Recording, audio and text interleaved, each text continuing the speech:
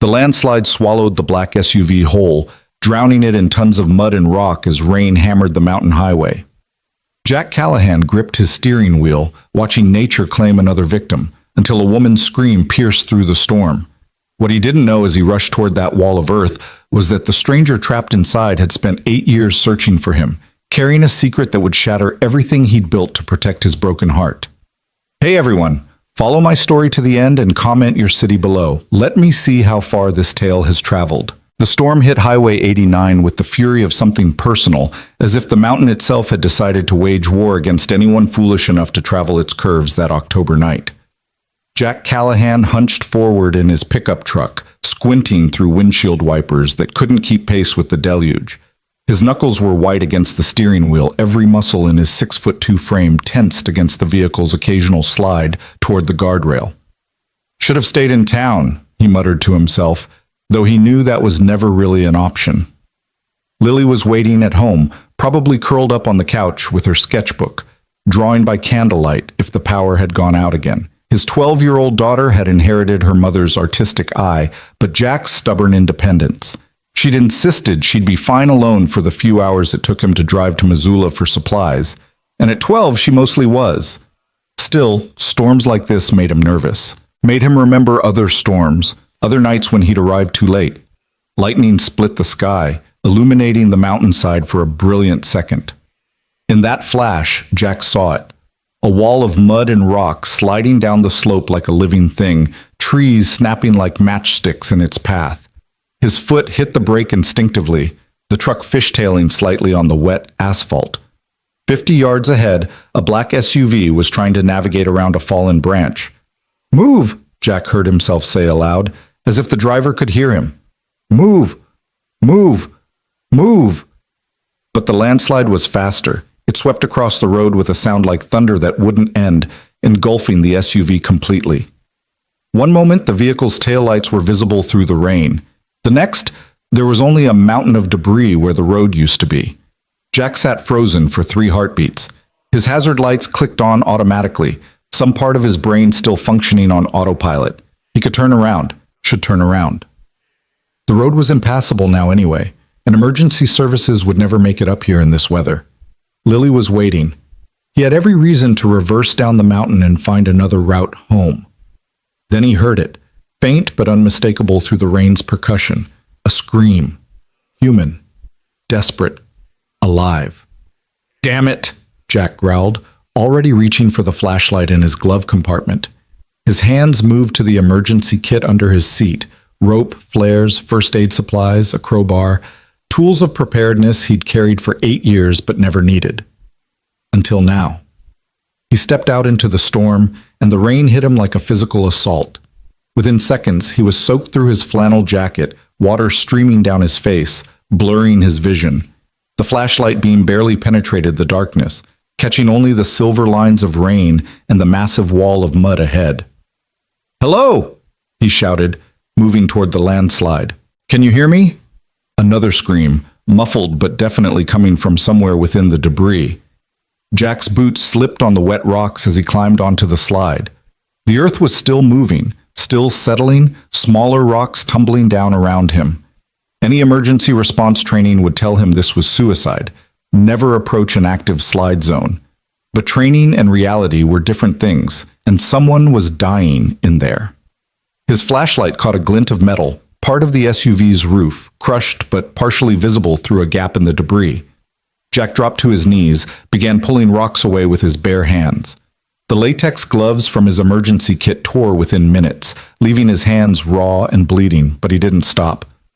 "I'm here," he called out. "I'm going to get you out." A woman's voice, weak but close. "Please, can't breathe." The crowbar became his lifeline, leveraging larger rocks away from what he could now see was the driver's side window, spiderwebbed but intact. Through it, he could make out a figure, a woman, probably mid-30s, blood running down the side of her face, her eyes wide with terror and pain. "The door's crushed," she gasped. "I can't—" "Save your air," Jack commanded, already swinging the crowbar at the window. It took 3 hits before the safety glass crumbled into 1,000 tiny pieces. He reached in, carefully brushing the glass aside, his hands finding her seatbelt. The mechanism was jammed. Knife, he muttered, pulling his pocket knife out. Don't move. She held impossibly still as he cut through the belt, even as more debris shifted above them. Jack could hear it, the ominous creaking of weight redistributing. They had maybe minutes before the whole thing came down. What's your name? He asked, trying to keep her calm as he worked to clear enough space to pull her through. Claire, she whispered. Claire Hartley. Okay, Claire. I'm Jack. When I say 3, I need you to push with everything you've got while I pull. Can you do that? She nodded, though he could see the pain flickering across her features. Something was wrong with her left arm. The angle wasn't right. Broken, probably. Maybe worse. 1. He gripped under her shoulders, trying to avoid the injured arm. 2. A rock the size of a basketball tumbled down, missing his head by inches. 3. She screamed as he pulled, the sound cutting through the storm like a blade. But she moved, inch by agonizing inch, through the window. Jack felt the moment her weight cleared the vehicle, and he hauled her backward just as another section of the slide collapsed, burying the SUV completely. They tumbled down the debris pile together, Jack trying to shield her body with his as they rolled. When they hit the solid asphalt of the intact road, he was on top of her, his body a protective cage as rocks continued to rain down around them. Can you walk? He asked, already knowing the answer from the way she was breathing, short, pained gasps. I don't think... He didn't wait for her to finish. In one motion, he scooped her into his arms, her body surprisingly light despite being dead weight. His truck was only 20 yards away, but it felt like miles. The rain made everything slippery, treacherous. Twice he nearly fell, each time feeling her grip tighten on his shirt. He managed to get the passenger door open, settling her as gently as possible on the seat. In the dome light, he could better see her injuries. The gash on her forehead was deep but not life-threatening. Her left arm was definitely broken, and there were probably ribs involved too from the way she was breathing. But she was alive, conscious. That was what mattered. Hospital, she whispered. Too far in this weather, Jack said, making a decision that would change everything. The road's blocked both directions now, but I live about 10 minutes from here. I've got medical supplies, and my daughter, she knows first aid. We can at least stabilize you until the storm passes. Claire's eyes found his in the dim light, and something flickered across her expression, something beyond pain or gratitude. Recognition? No, that was impossible. They'd never met. Okay, she said finally, her voice barely audible over the rain drumming on the roof. Jack threw the truck in reverse, carefully backing down until he found a spot wide enough to turn around. The drive to his cabin had never felt longer. Every bump in the road drew a suppressed whimper from Claire, though she was clearly trying to stay quiet. He found himself talking, filling the silence with meaningless chatter about the storm, about the roads, about anything except the way she kept staring at his hands on the steering wheel. You're bleeding, she said suddenly. He glanced down. His hands were indeed bleeding, knuckles raw from pulling rocks, a deeper gash across his left palm. It's nothing. No, she said, and there was something strange in her voice. Your arm, the scar. Jack's jaw tightened, the old scar on his forearm, jagged, distinctive, impossible to miss when his sleeves were rolled up like now. A souvenir from another life, another rescue, another storm. It's old, he said shortly. Claire was quiet for a moment. Then, 8 years? The truck swerved slightly. Jack corrected, his heart suddenly pounding for reasons that had nothing to do with the dangerous roads. What? Is it 8 years old? She pressed, her voice stronger now despite the pain. Look, you've lost some blood. You're in shock. Just rest. The Riverside Bridge collapse, she interrupted. April 15th, 8 years ago. The school bus in the river. Jack's hands gripped the wheel so tight his knuckles went white beneath the blood. You need to stop talking. Save your strength. But Claire wasn't listening. Her good hand reached out, not quite touching his arm, but hovering near the scar. 22 children on that bus. 21 made it out. You're the reason why. Stop. The word came out harsher than he intended. My daughter was wearing a purple jacket that day, Claire continued, tears now mixing with the blood on her face. She was 4 years old. Her name was Emily. The news said the man who saved her disappeared before anyone could thank him. But I've been looking. I said, "Stop!" Jack slammed on the brakes, the truck sliding to a halt in the middle of the empty road. His chest was heaving, 8 years of carefully constructed walls threatening to crumble. "You don't know what you're talking about." Claire's eyes never left his face. "You have sawdust in your hair. You smell like pine and motor oil. Your hands, they're a craftsman's hands. The news said the hero was a carpenter who happened to be driving by. They said he had a scar on his left forearm from where he cut himself breaking the bus window." Jack's voice was deadly quiet. "A lot of people have scars. You knew exactly where to hit my window to break it. You knew how to leverage your body weight pulling me out. You've done this before. I need to get you medical attention." He put the truck back in drive, but his hands were shaking now. "Why did you disappear?" Claire asked softly. "The parents. We all wanted to thank you. The mayor wanted to give you a medal. Why did you run?" Jack's laugh was bitter, hollow. Because heroes don't let their pregnant wives die in a car accident while they're off saving other people's children.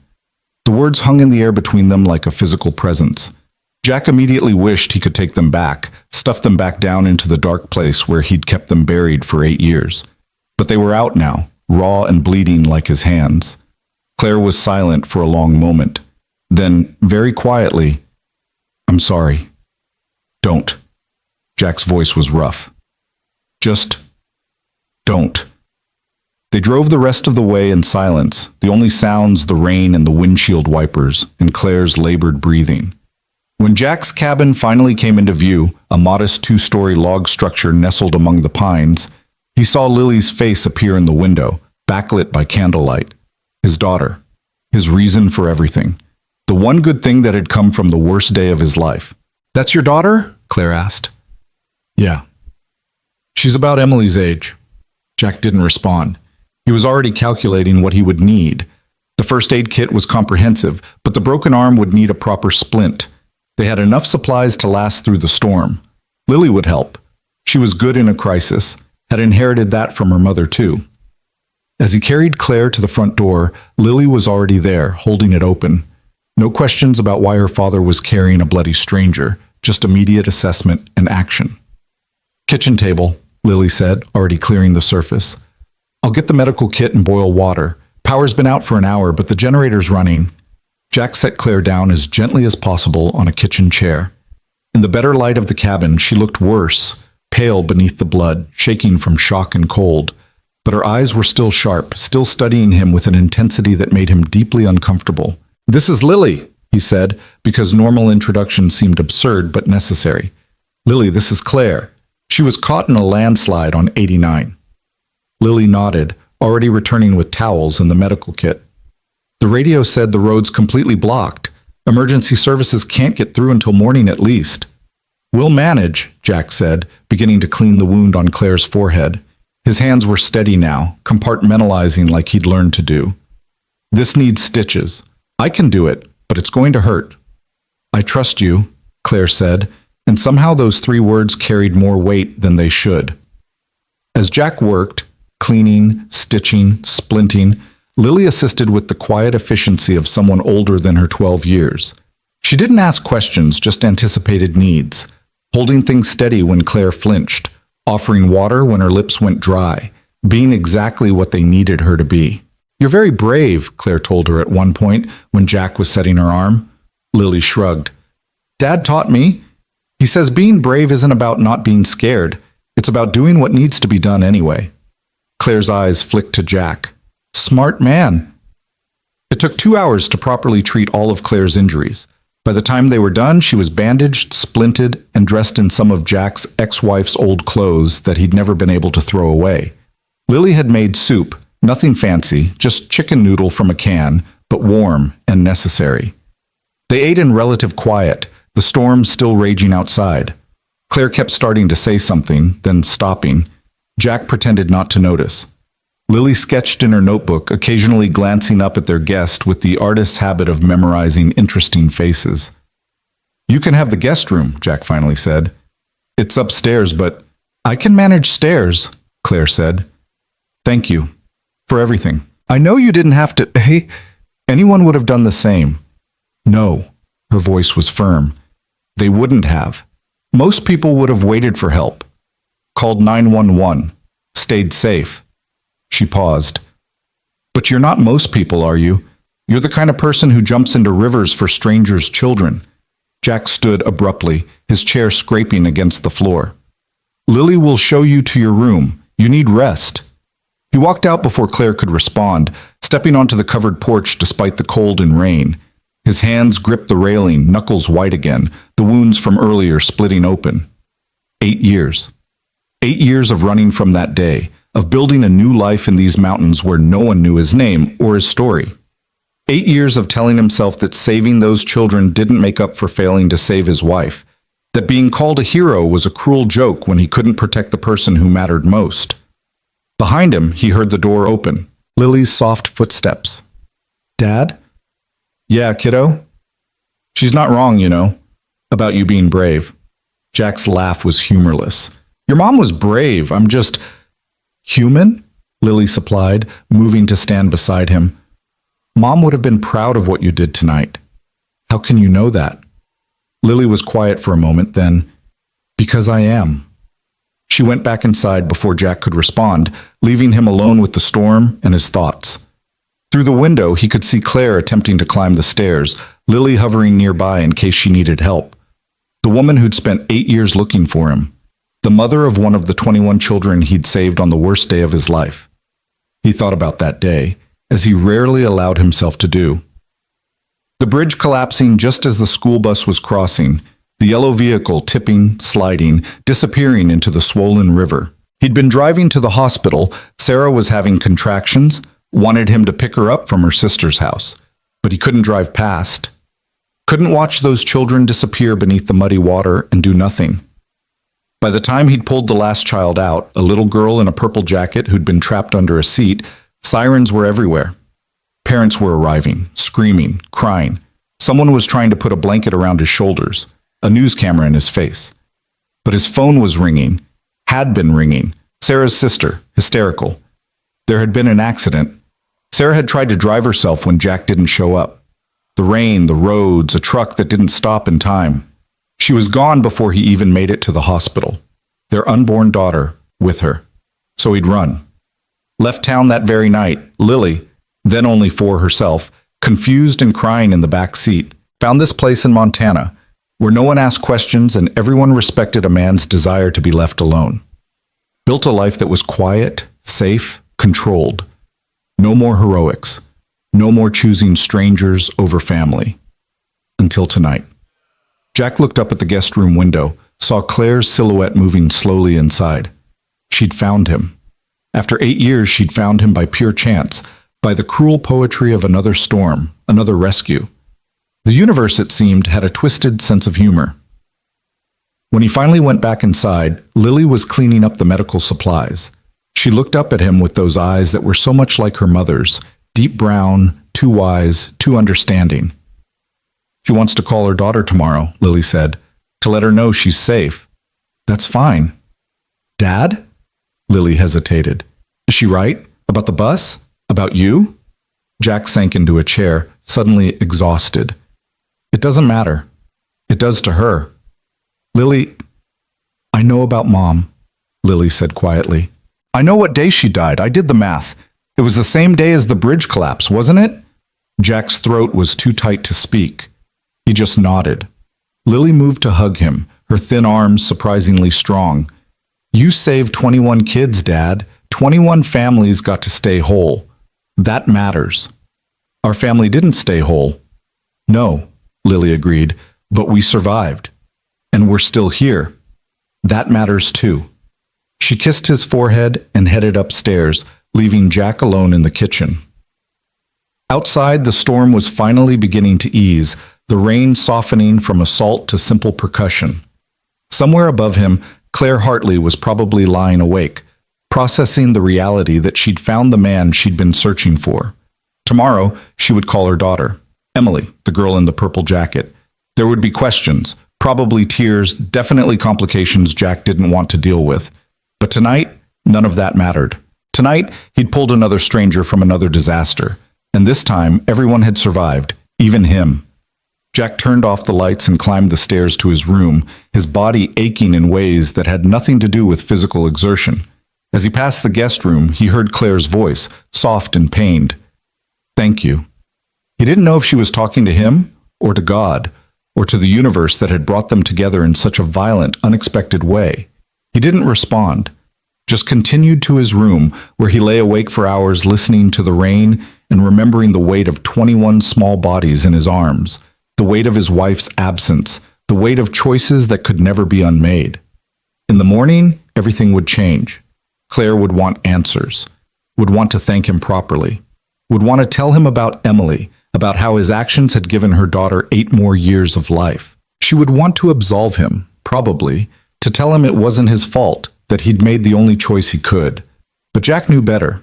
Heroes in stories got to save everyone. Heroes in real life had to choose.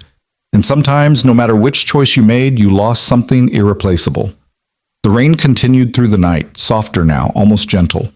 Jack finally drifted into an uneasy sleep, dreaming of rushing water and school buses and purple jackets and Sarah's voice calling his name through a storm he could never quite reach in time. When dawn broke gray and subdued over the mountains, Jack woke to the sound of voices downstairs. Lily and Claire, talking quietly. He couldn't make out the words, but he could hear the tone. Warm, comfortable, as if they'd known each other longer than just one night. He dressed slowly, delaying the inevitable. When he finally made it downstairs, he found them at the kitchen table, Lily showing Claire her sketchbook. Claire's face was less pale than last night, though the bruising had developed into spectacular purples and blues.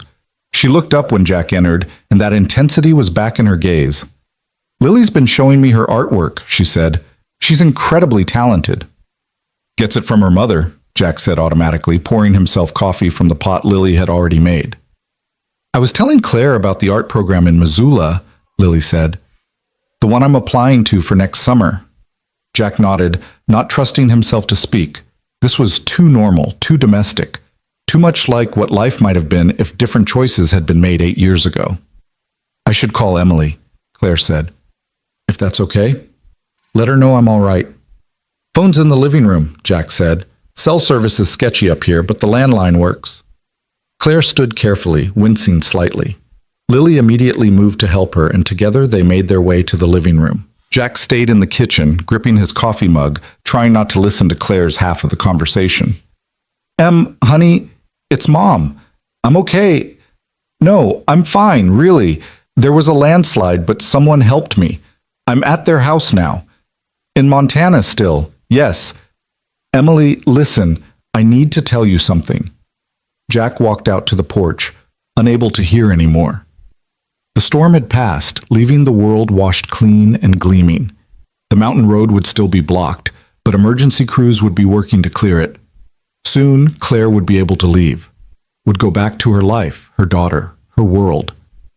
This strange interlude would end, and Jack could return to his carefully constructed isolation. Behind him, the door opened. Claire stepped out, moving carefully but steadier than before. "She wants to meet you," Claire said without preamble. "No."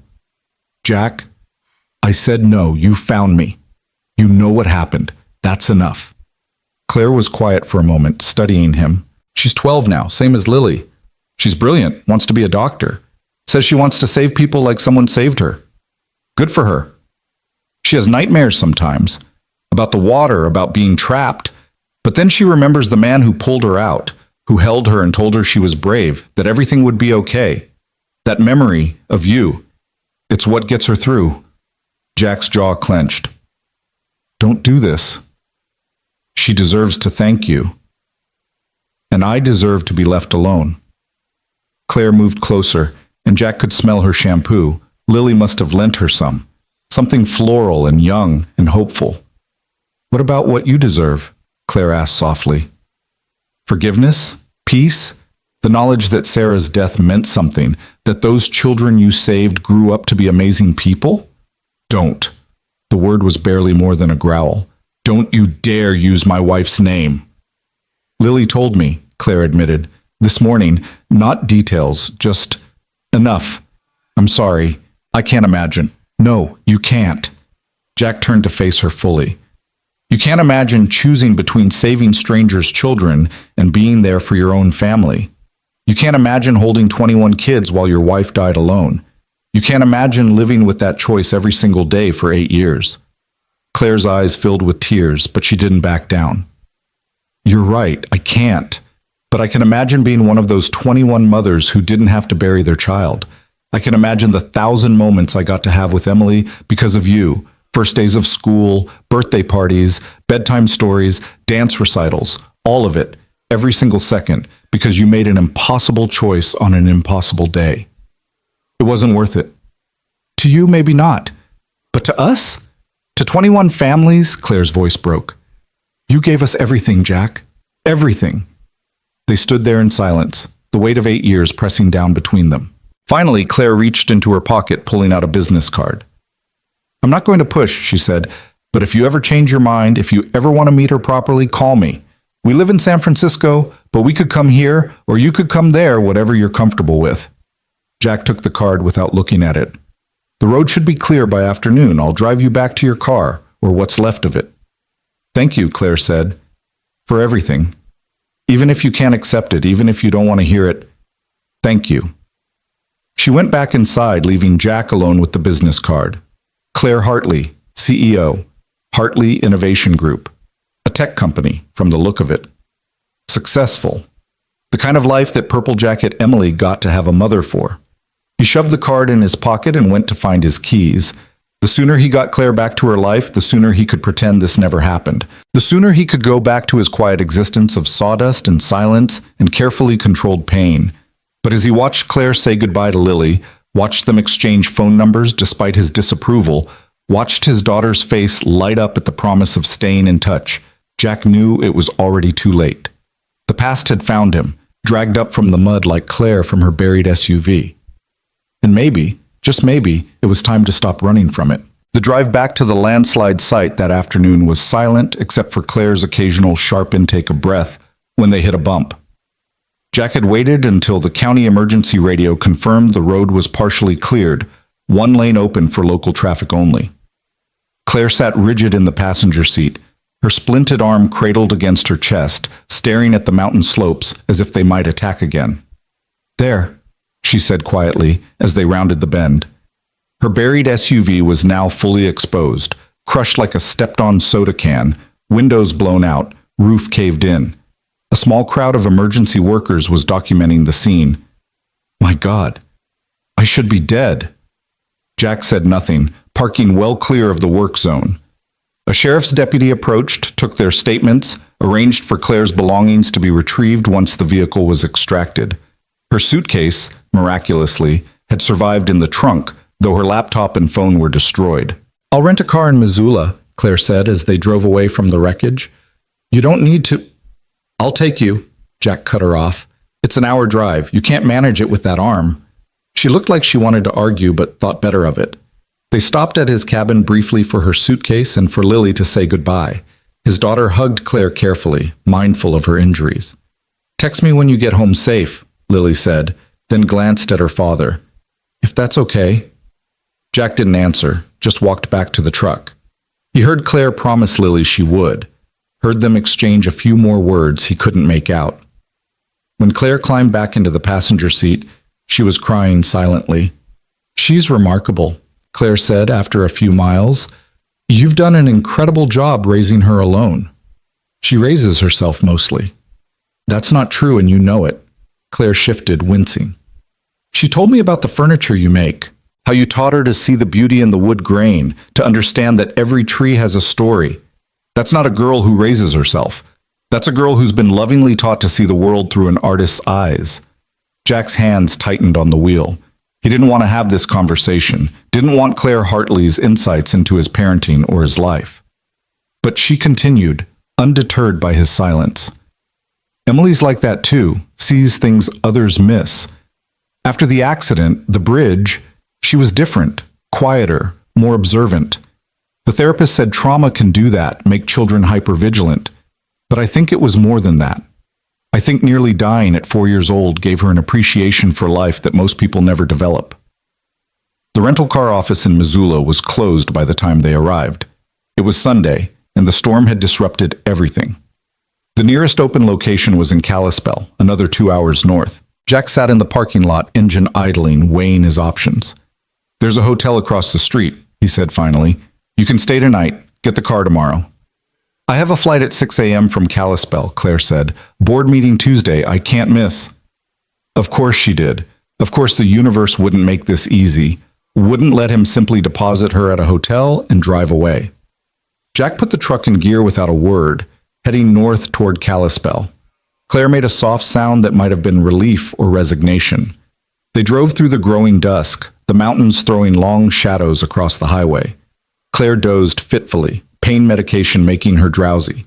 Jack found himself glancing at her more than he should, noting the way the setting sun caught the auburn highlights in her dark hair, the delicate curve of her jaw, the way her uninjured hand rested on her thigh with fingers that looked like they'd never done manual labor. She woke as they entered Kalispell, disoriented for a moment. "How long was I?" "Hour and a half." "You should have woken me. You must be exhausted." Jack shrugged. The rental office was still open, harsh fluorescent light spilling onto the darkening parking lot. He waited while Claire handled the paperwork, watched her struggle to sign with her non-dominant hand. The clerk kept shooting curious glances at her bruised face, the splinted arm, clearly dying to ask what happened. "All set," Claire said, returning with keys to a sedan. "Thank you for the ride, for everything." Jack nodded, already turning to leave, but her good hand caught his sleeve. "Wait, please." She pulled out her phone. A new one, apparently purchased at the airport. "Let me at least pay you for gas, or buy you dinner, something." "I don't want your money." "Then dinner, just dinner, please. She paused, seeming to gather herself. "I've been looking for you for 8 years, Jack. I've hired private investigators. I've combed through news footage, frame by frame, trying to see your face clearly. I've wondered 1,000 times what I would say if I ever found you, and now you're here and you're leaving, and I'm going back to San Francisco tomorrow, and I'll probably never see you again. Can't you give me 1 hour? Just one?" Jack wanted to say no. Every instinct screamed at him to get in his truck and drive away. But something in her voice, a raw desperation that had nothing to do with her injuries, made him hesitate. 1 hour, he said roughly. That's it. She directed him to a small Italian restaurant she'd apparently found on her phone. It was the kind of place that tried too hard. Checkered tablecloths, plastic grapes hanging from fake vines, Dean Martin crooning from hidden speakers. But it was quiet. Only a few other diners, and dark enough that Claire's bruises weren't immediately obvious. They sat across from each other in a corner booth, Claire struggling to look at the menu with one hand. Jack ordered for both of them without asking. She didn't object. When the wine came, she raised her glass awkwardly. To chance encounters. Jack didn't toast, just sipped his water. Claire set down her wine untouched. "You're not going to make this easy, are you?" "I don't know what you want from me." "I told you, I want to thank you." "You have. Multiple times. We're done." Claire was quiet for a moment, then pulled out her phone. "Can I show you something?" Before Jack could object, she'd turned the screen toward him. It was a photo of a girl, 12 years old, long dark hair like her mother's, but with striking green eyes that must have come from her father. She was laughing, caught mid-motion on what looked like a soccer field, muddy and triumphant. "That was last week," Claire said.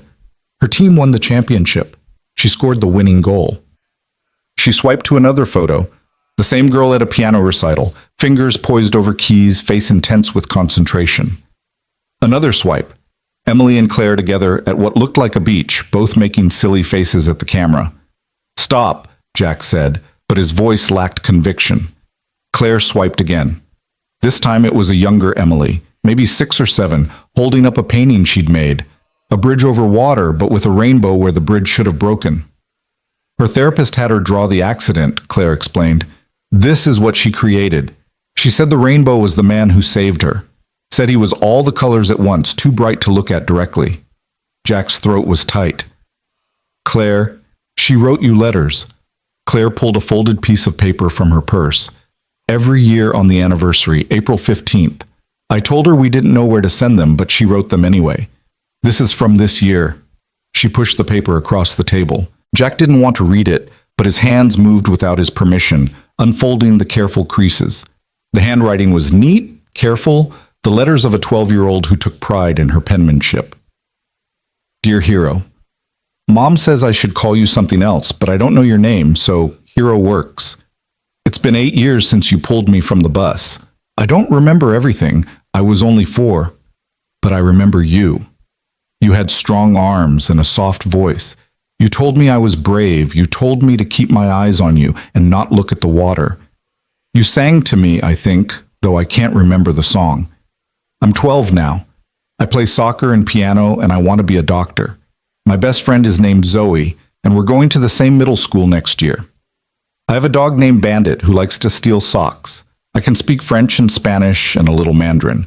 I got straight A's this year except for 1 B+ in PE because I refused to climb the rope. I don't like heights since the bridge. But I know you probably don't think about me. You saved 21 kids that day. I looked it up. I'm just one of many. But I think about you every day. When I'm scared, I remember you telling me I was brave. When things are hard, I remember you didn't give up even when the bus was sinking. When I see someone in trouble, I think about how you didn't drive past. Mom cries on April 15th every year. She thinks I don't notice, but I do. She says they're grateful tears. I cry too sometimes, but mine are different. I cry because somewhere out there, you're walking around thinking you're not a hero. But you are. You're my hero. And someday, I hope I can tell you that in person. Thank you for my life. Emily. Jack carefully refolded the letter, his hands trembling slightly. When he looked up, Claire was watching him with those intense eyes. She doesn't know, Claire said quietly, about your wife, about the cost. I haven't told her. It didn't seem like my story to share. Good. Yeah, Jack's voice was rough. Keep it that way. Their food arrived. Lasagna he didn't taste, salad he didn't want. They ate in relative silence, Claire occasionally wincing as she tried to manage her fork left-handed. Finally, she set down her utensils. Can I ask you something? Jack waited. If you could go back knowing what you know now, would you do it differently? Would you drive past? The question hung between them like a blade. Jack thought about lying, about saying yes. He would have chosen Sarah, chosen their unborn daughter, chosen his own family over strangers. It would be easier, cleaner, would end this conversation and let him walk away. But he thought about Emily's letter, about a 12-year-old girl who played soccer and spoke 3 languages and wanted to be a doctor. About 20 other kids who were now 20 years old, starting college or careers or families of their own. No, he admitted. I'd make the same choice. And I'd lose her again. And I'd hate myself for it again. He met Claire's eyes. That's what you don't understand. It wasn't a choice between right and wrong. It was a choice between 2 unbearable options. And I chose the one that saved the most lives, but it cost me the only life that mattered to me. Claire reached across the table with her good hand, not quite touching his. What if that's not true? What if Sarah would have died anyway? The accident report said the other driver was drunk, ran a red light going 60 miles an hour. Even if you'd been there... Jack pulled his hand back. Don't. I've read every report, Jack, every witness statement. The impact was instantaneous, even if you'd been in the car.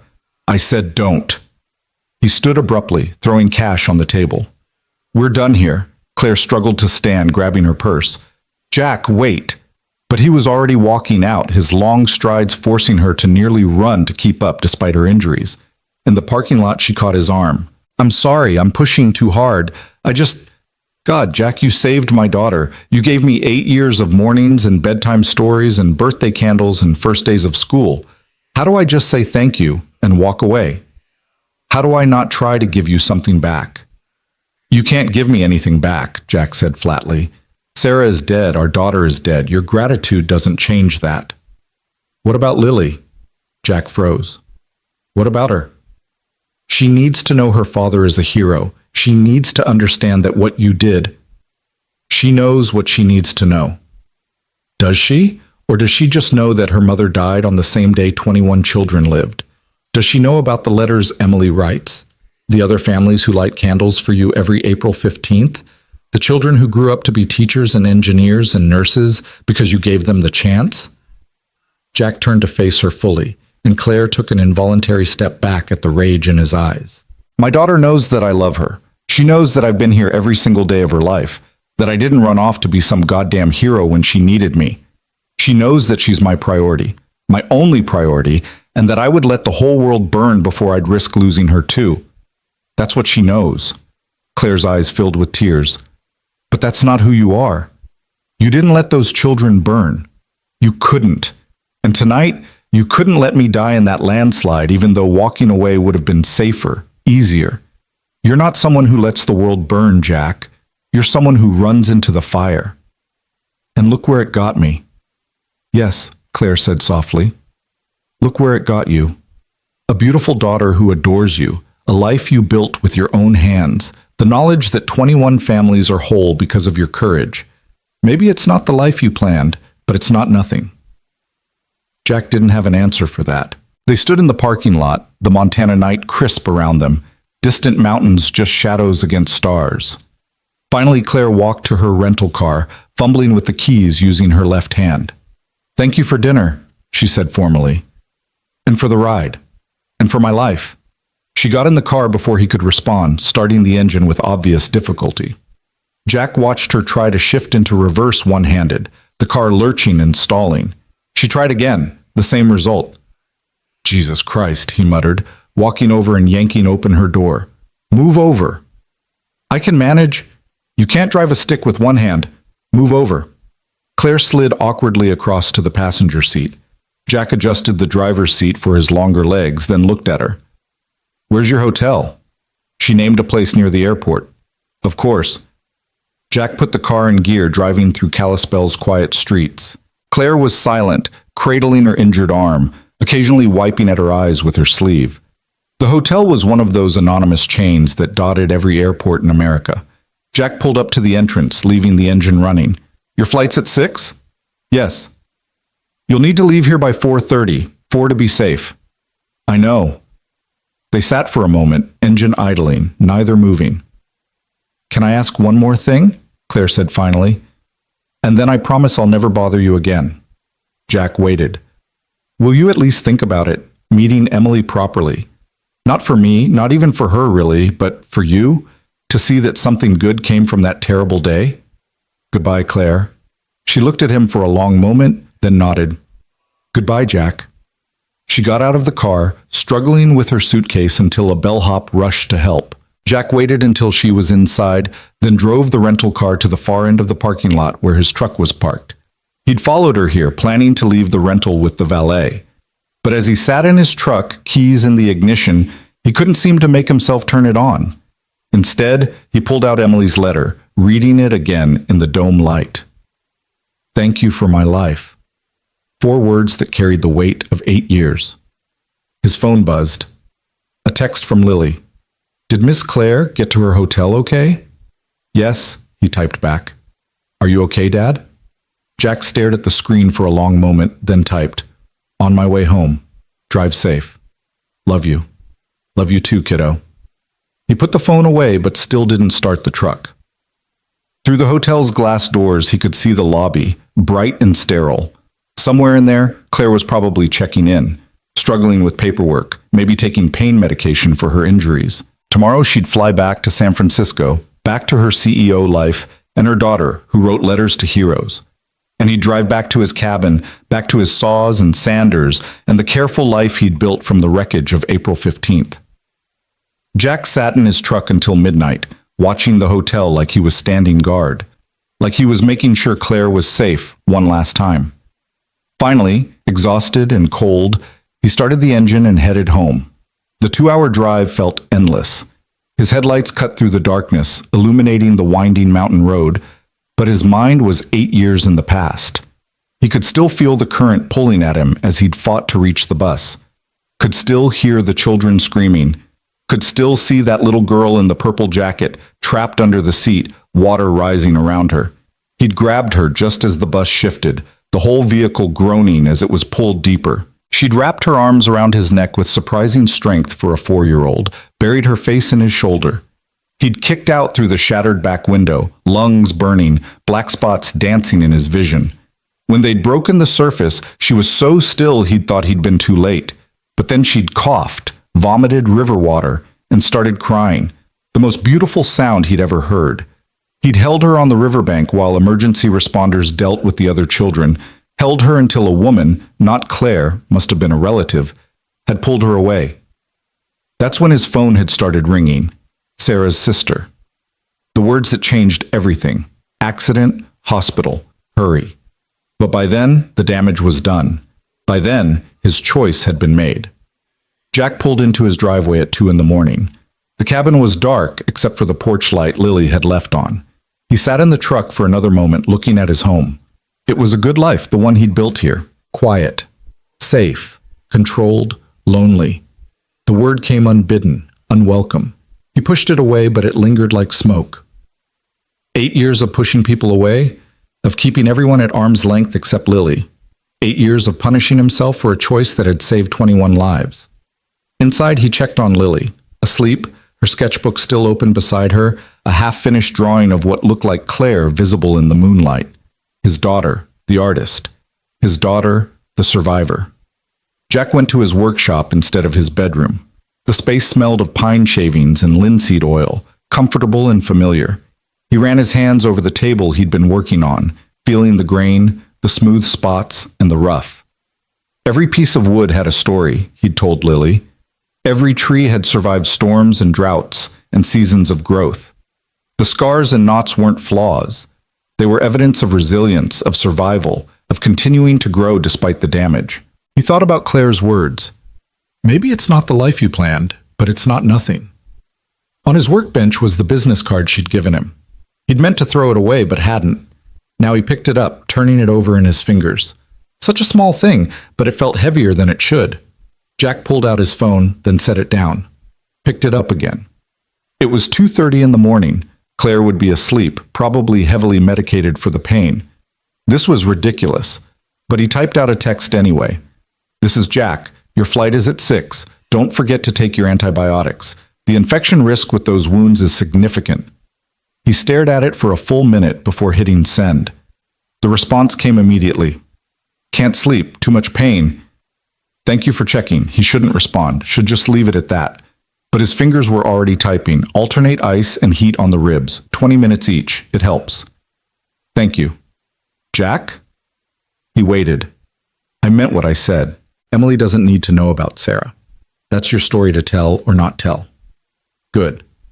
But if you ever want to tell it, if you ever want someone who understands impossible choices, you have my number. Jack set down the phone without responding.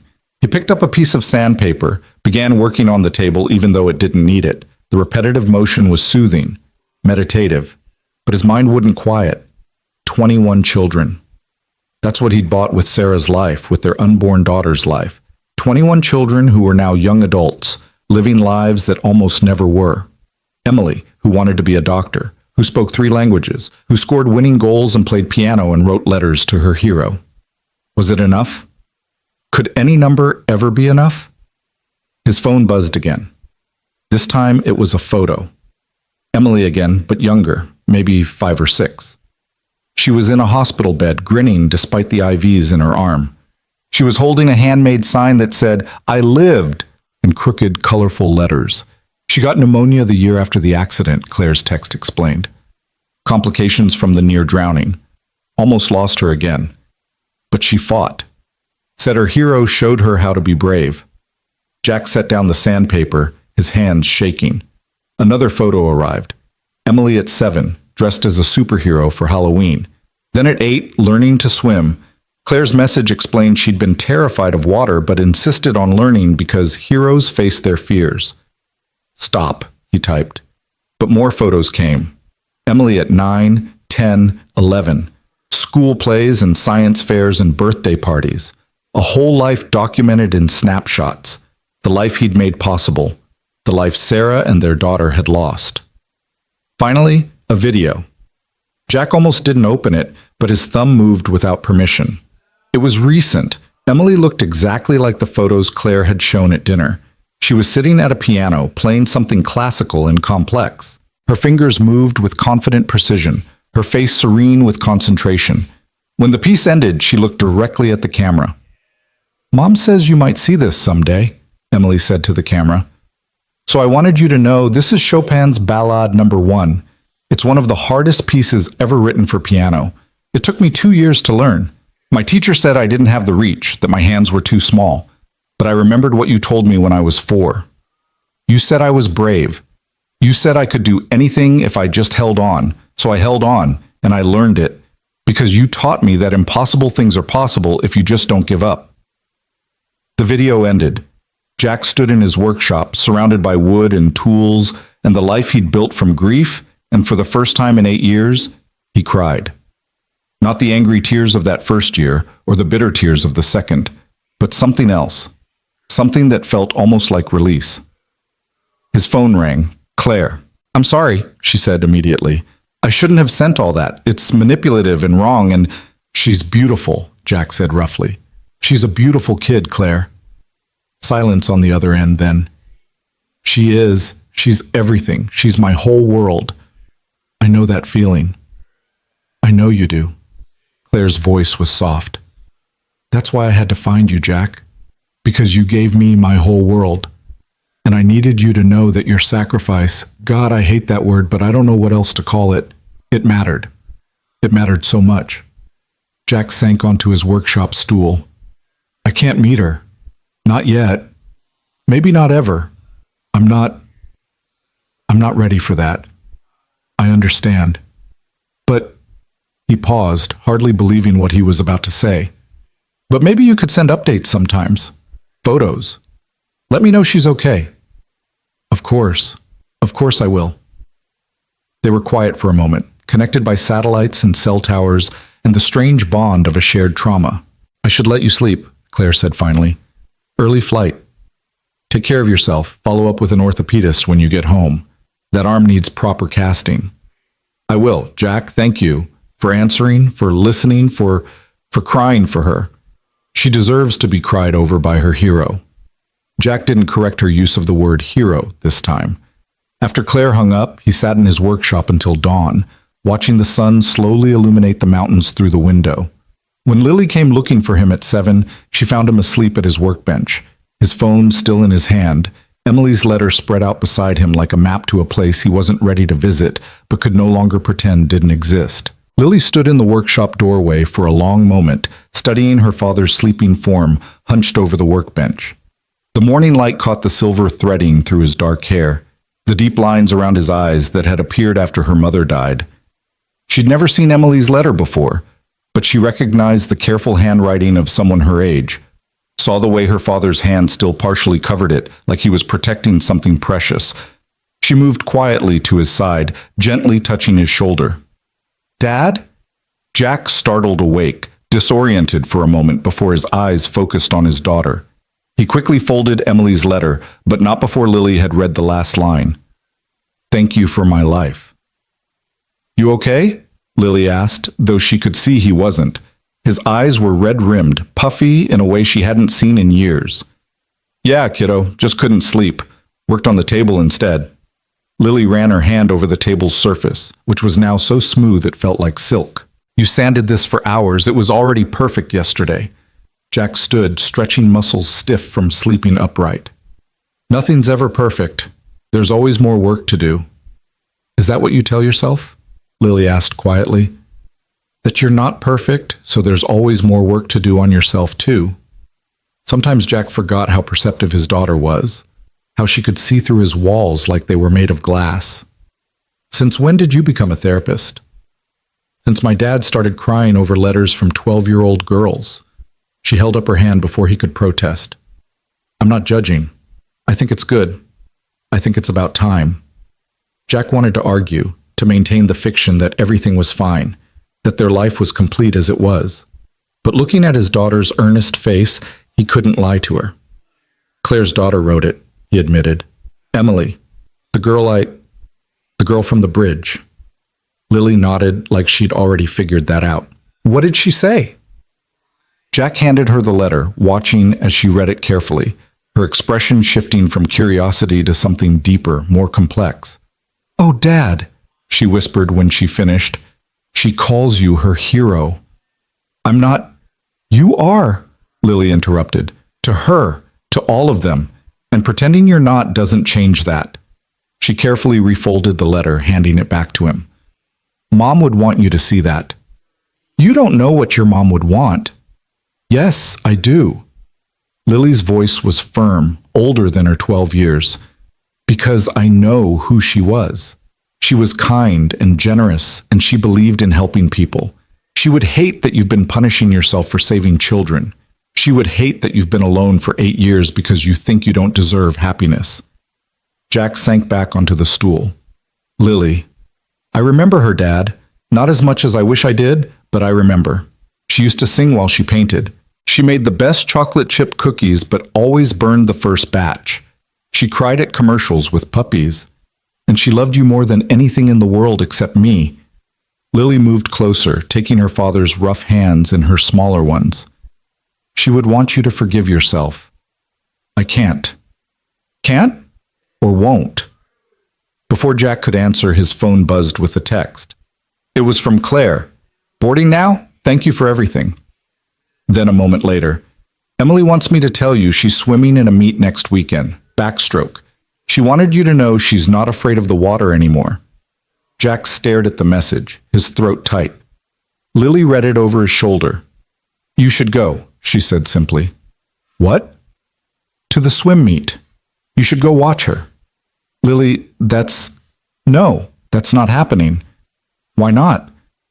"Because it's complicated, because it would confuse things, because you're scared," Lily finished. "It's okay to be scared, Dad. Remember what you taught me? Being brave isn't about not being scared. It's about doing what needs to be done anyway." Jack finished, the words sounding hollow when applied to himself. They were interrupted by a knock at the door. Strange. They rarely had visitors, especially this early. Jack went to answer it, Lily trailing behind.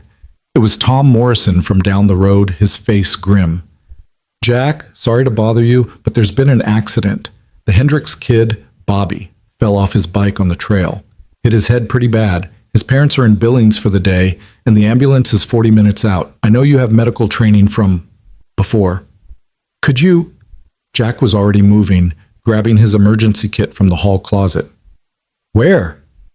"Quarter-mile up the Bear Creek Trail." "Lily, stay here." "I'm coming," she said, already pulling on her jacket. "You might need help."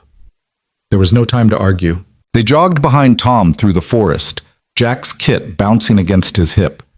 He could hear voices ahead, see a small crowd gathered around something on the ground. Bobby Hendricks was 11, one of Lily's friends from the homeschool co-op. He was unconscious, blood pooling beneath his head, his bike twisted beside him. The other kids stood in a terrified circle, some crying. Jack dropped to his knees beside the boy, his hands automatically checking for pulse, breathing, pupil response. The head wound was bad, but not as bad as it looked. Head wounds always bled dramatically. But the unconsciousness was concerning, and the way his left arm was bent suggested a serious break. "Everyone step back," Jack commanded, his voice carrying an authority he hadn't used in 8 years. "Lily, get me the neck brace from the kit. Tom, call the ambulance again. Tell them potential head trauma and broken humerus. Everyone else, I need you to go wait by the road to flag down the ambulance when it arrives." People moved, responding to the confidence in his voice. Jack worked with practiced efficiency, stabilizing Bobby's neck, controlling the bleeding, splinting the arm. Lily assisted without being asked, anticipating what he needed like she'd done this before. Which, Jack realized with a start, she had, just 2 nights ago with Claire. Bobby came to as Jack was checking his pupils again, confused and crying for his mom. "Hey, buddy," Jack said gently. "You're okay. You had a fall, but you're going to be fine. What's your favorite superhero?" Spider-Man?" Bobby stammered. "Well, Spider-Man falls all the time, right? And he always gets back up. That's what you're going to do. But first, we need to get you checked out at the hospital. Make sure that hard head of yours is okay." He kept Bobby talking, keeping him conscious and calm until the ambulance arrived. The paramedics took over smoothly, one of them, a young woman named Sandra, nodding appreciatively at Jack's field treatment. "Nice work," she said. "You a doctor?" "No, I've had some training." She looked at him more closely, and Jack saw the moment of recognition in her eyes. This was the problem with being a hero. People remembered. "You're him," she said quietly. "The bridge. 8 years ago. My cousin was on that bus." Jack turned away, but Sandra caught his arm. "She's a nurse now, because of you. Said if someone could save her life, she wanted to learn to save others." Before Jack could respond, the ambulance was leaving, Bobby safely loaded inside. The crowd dispersed slowly, everyone patting Jack on the back, thanking him. He endured it stiffly, uncomfortable with the gratitude. Walking home with Lily, she was uncharacteristically quiet. Finally, as their cabin came into view, she spoke. "You can't help it, can you? Saving people. It was just basic first aid." "No, it wasn't. It was you being who you are, who you've always been, who you were before Mom died, and who you still are, even though you've tried to hide it." Jack didn't answer. Inside the cabin, he washed Bobby's blood off his hands, watching the pink water swirl down the drain. His phone buzzed, another text from Claire. "Landed safe. Emily wants to know if her hero likes chocolate chip cookies. She wants to send you some." Before he could overthink it, Jack typed back, "Tell her yes. But the first batch always has to be slightly burned. That's what makes them perfect." Claire's response was immediate. "How did you know she always burns the first batch?" Jack smiled despite himself, thinking of Sarah in their old kitchen, waving smoke away from the oven, laughing at her consistency in burning cookies. Some things, apparently, were universal. Over the next weeks, a strange new rhythm developed. Claire would send photos and updates about Emily, never pushing, never asking for more than Jack was willing to give. Emily's swim meet, she won her heat. Emily's science project on water safety, she got an A+. Emily teaching younger kids to swim at the Y, because someone taught me to be brave, she'd apparently told her mother. Jack found himself looking forward to the messages, even as they hurt. He started responding more, offering advice when Claire mentioned Emily was struggling with geometry, suggesting books when she expressed interest in woodworking. Lily watched this unfold with satisfaction, occasionally adding her own input. "Tell her to try Khan Academy for the math," she'd suggest, reading over his shoulder. Or, "Emily would probably like that fantasy series I just finished." It was 3 weeks after the landslide when everything shifted again. Jack was in his workshop, finishing a custom bookshelf for a client in Missoula, when his phone rang. The caller ID showed a San Francisco number he didn't recognize. "Hello? Is this Jack Callahan?" The voice was professional, clinical. "Yes." "Mr. Callahan, this is Dr. Patricia Reeves at UCSF Medical Center. You're listed as an emergency contact for Claire Hartley." Jack's blood went cold. "What happened?" "Ms. Hartley was in a car accident this morning. She's stable, but she's asking for you. She's quite insistent, actually."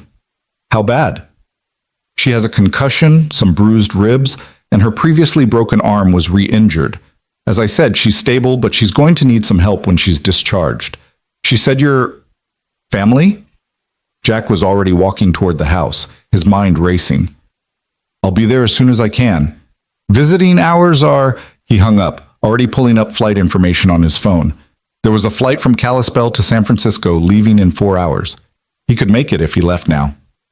"Lily!" he called, entering the house. She appeared from her room, took one look at his face, and said, "What's wrong?" "Claire's been in an accident. She's okay, but—" He paused, realizing what he was about to do. "I need to go to San Francisco." Lily nodded like she'd been expecting this. "I'll pack your bag. You call Mrs. Morrison, see if I can stay with them." Lily. "Dad, go. She needs you. Emily needs you."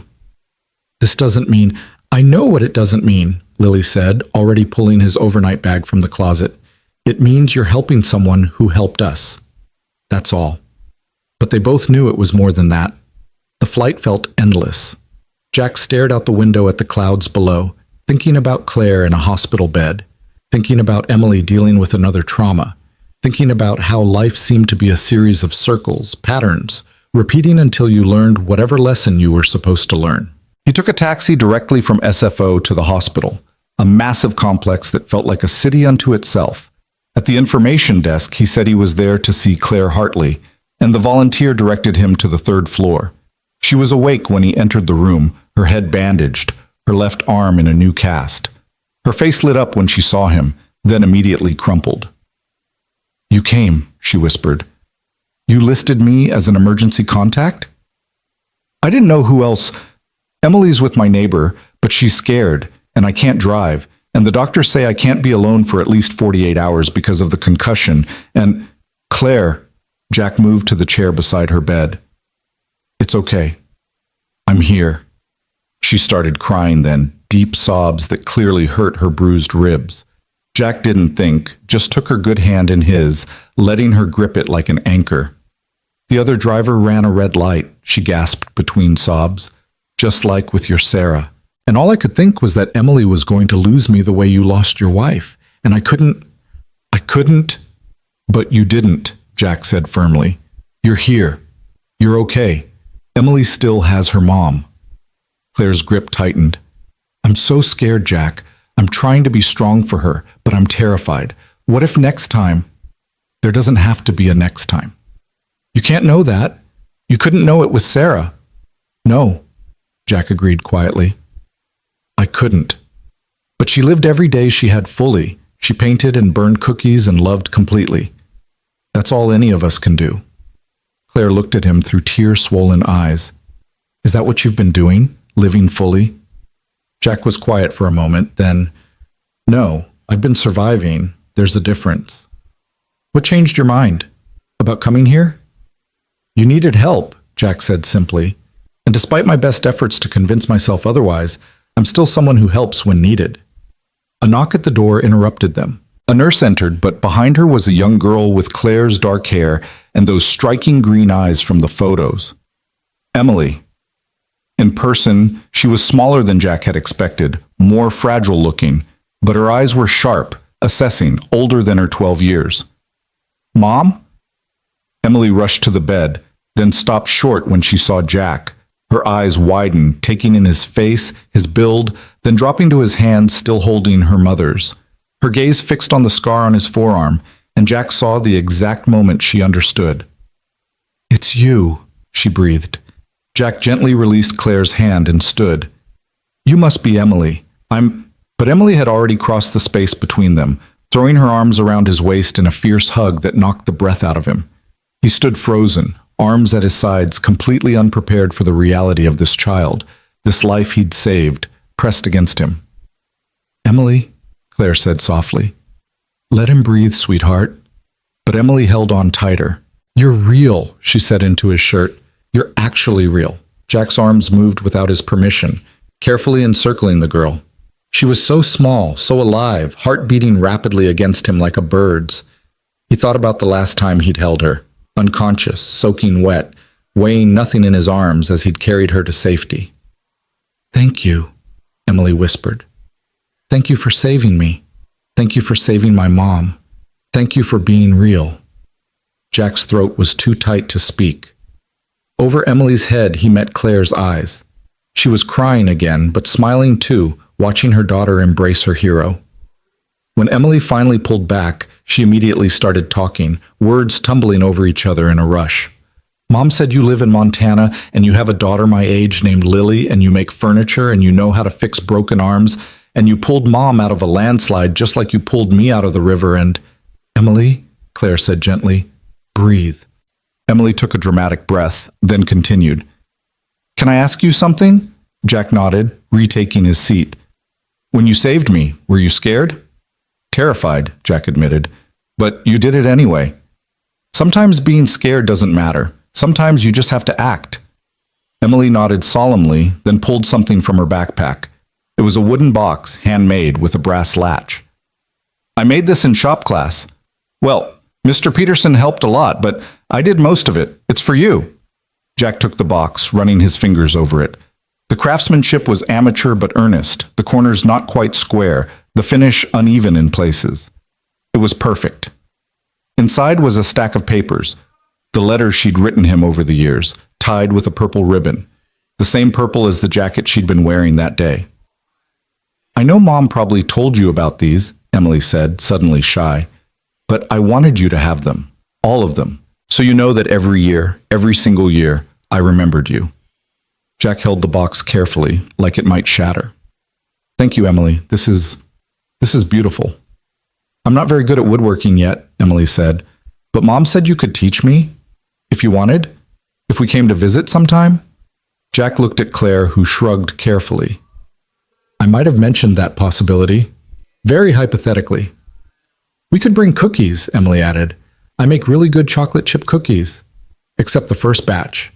I always burn the first batch. Mom says it's genetic. Jack found himself laughing, actually laughing, for the first time in longer than he could remember.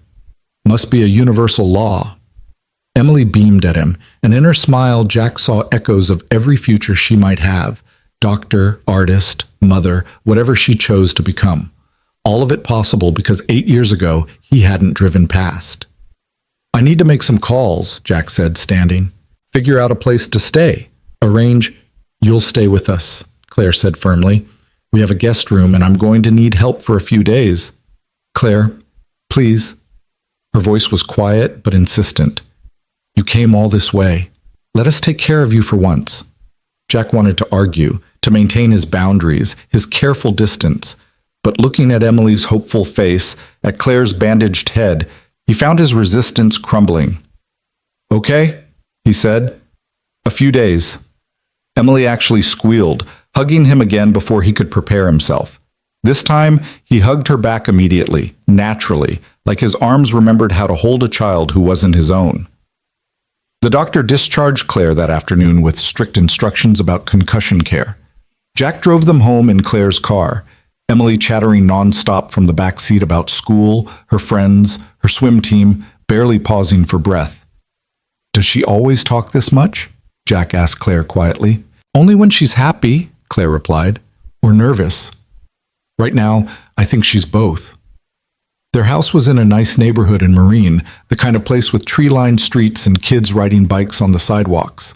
It was warm and lived in, art on every wall, books stacked on every surface.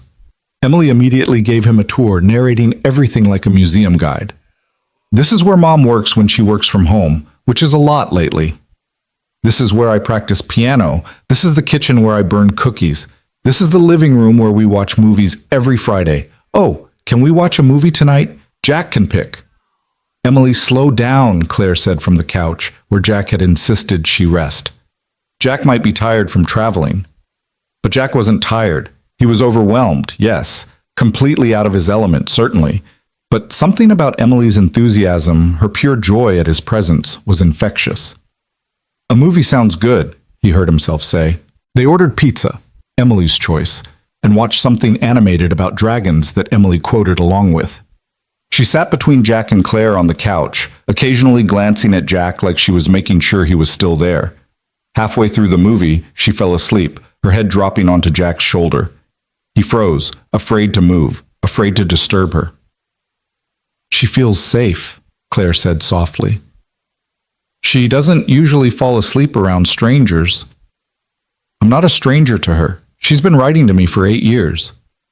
No, Claire agreed. You're not a stranger. You're her hero. I'm just a man who happened to be driving by at the right time. Claire shifted carefully to look at him. Do you really believe that? That it was just coincidence? That there wasn't some reason you were there that day? If there was a reason, then there was also a reason Sarah died. I can't accept that. What if the reason wasn't about Sarah dying? What if it was about 21 children living? What if Sarah's death was the tragedy, but your being there was the miracle? Jack didn't answer. On his shoulder, Emily shifted, mumbling something in her sleep. Without thinking, he adjusted his position to make her more comfortable, his hand coming to rest protectively on her head. You're good at this, Claire observed, taking care of people. I had a lot of practice with Lily when she was younger. It's more than that. It's who you are. You can't help but protect, to save, to care, even when you're trying not to. They finished the movie in silence.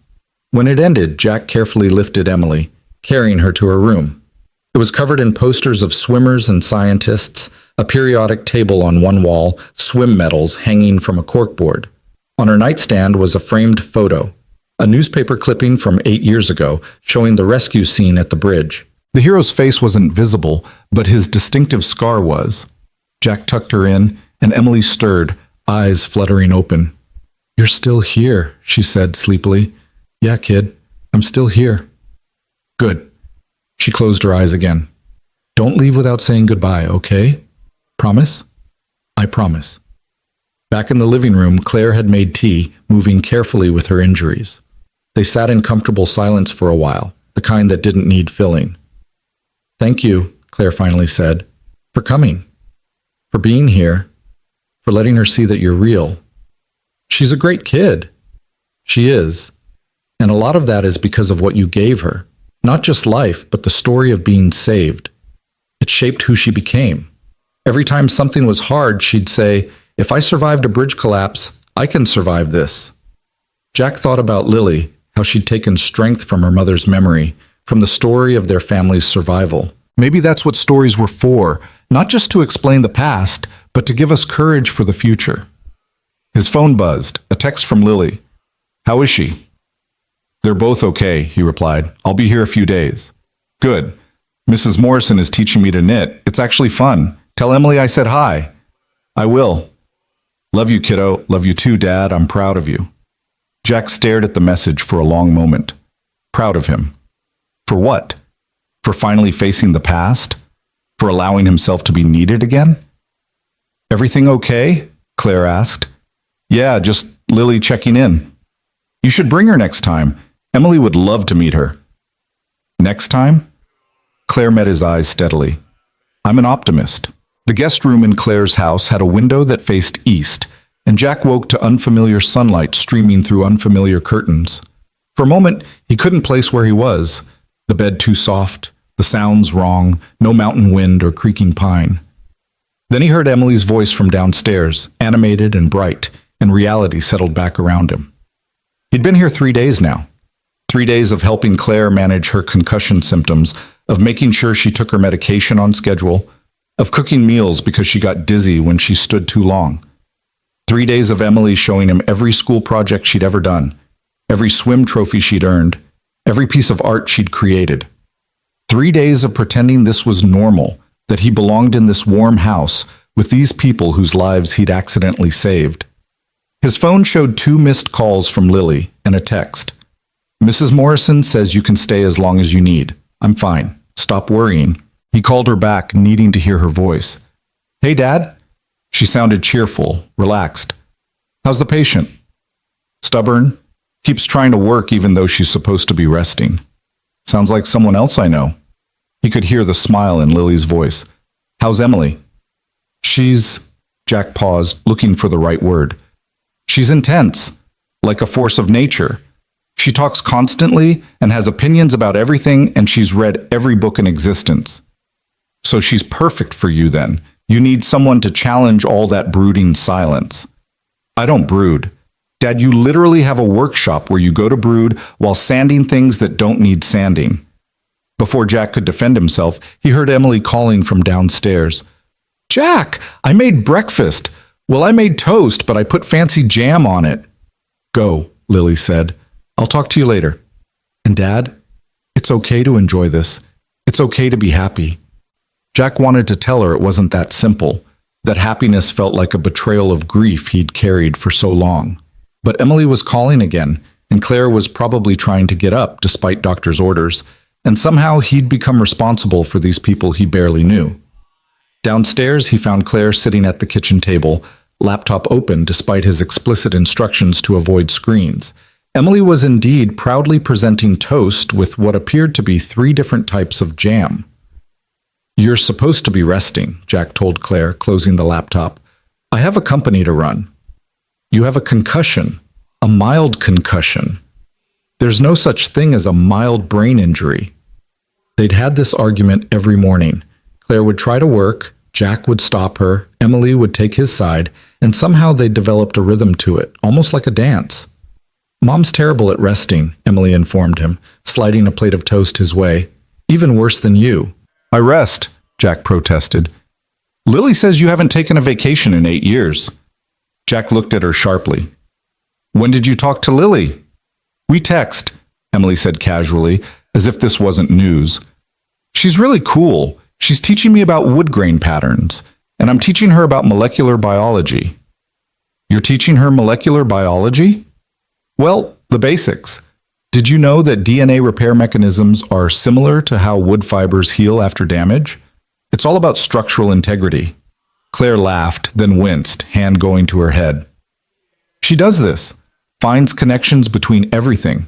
Last week she explained how swimming technique relates to airplane design. It's all fluid dynamics, Emily said seriously. Jack found himself smiling despite his attempt to maintain some distance. These morning conversations had become dangerously comfortable, dangerously close to feeling like family. His phone rang, an unknown Montana number. Expecting a client, he answered, Mr. Callahan? This is Principal Davies from Mountain View Middle School. I'm calling about Lily. Jack's blood went cold. Is she okay? She's fine, but there's been an incident. She got into an altercation with another student. We need you to come in. An altercation? Lily doesn't fight. I'm afraid she did today. Rather effectively, actually. We need to discuss consequences. Jack ran a hand through his hair. I'm in California. Family emergency. Can this wait until the other students' parents are demanding immediate action? If you can't be here, we'll need to proceed with suspension. I'll figure something out. Don't do anything until you hear from me. He hung up to find Claire and Emily watching him with concern. Lily's in trouble at school. Fighting, apparently. I need to get back. I'll book you a flight, Claire said, reaching for her laptop. You're concussed. You're not looking at screens. Then I'll do it, Emily said, already pulling out her phone. What airport? But Claire was shaking her head. We're all going. What? No, Claire, you can't fly with a concussion. Then we'll drive. Drive? To Montana? That's over 1,000 miles. 15 hours according to Google, Emily said, still on her phone. We could do it in 2 days, stop overnight somewhere. This is insane, Jack said. You're injured. You need rest. What I need, Claire said firmly, is to help the person who's been taking care of us for 3 days. And Emily's on spring break anyway. Mom's right, Emily said. Plus, I want to meet Lily in person and see Montana and your workshop. And this isn't a vacation, Jack said, but he could already feel his resistance crumbling. No, Claire agreed. It's friends helping friends.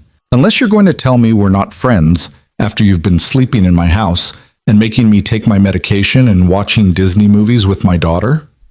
Jack looked between them.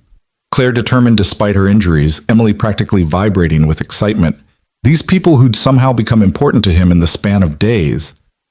Fine, he said, but I'm driving, and we're stopping every 2 hours so you can rest. And if you start feeling worse, Emily squealed, hugging him before running upstairs to pack. Claire smiled, that soft smile that made something in Jack's chest tighten. Thank you, she said, for letting us do this. You're the one doing me a favor. No, Jack, you've been taking care of people your whole life. Maybe it's time to let someone take care of you too. They left within 2 hours, Claire's SUV loaded with probably too much luggage for a simple trip. Emily had packed as if they were moving permanently, including her laptop, 3 textbooks, and inexplicably, a microscope. It's portable, she explained when Jack raised an eyebrow.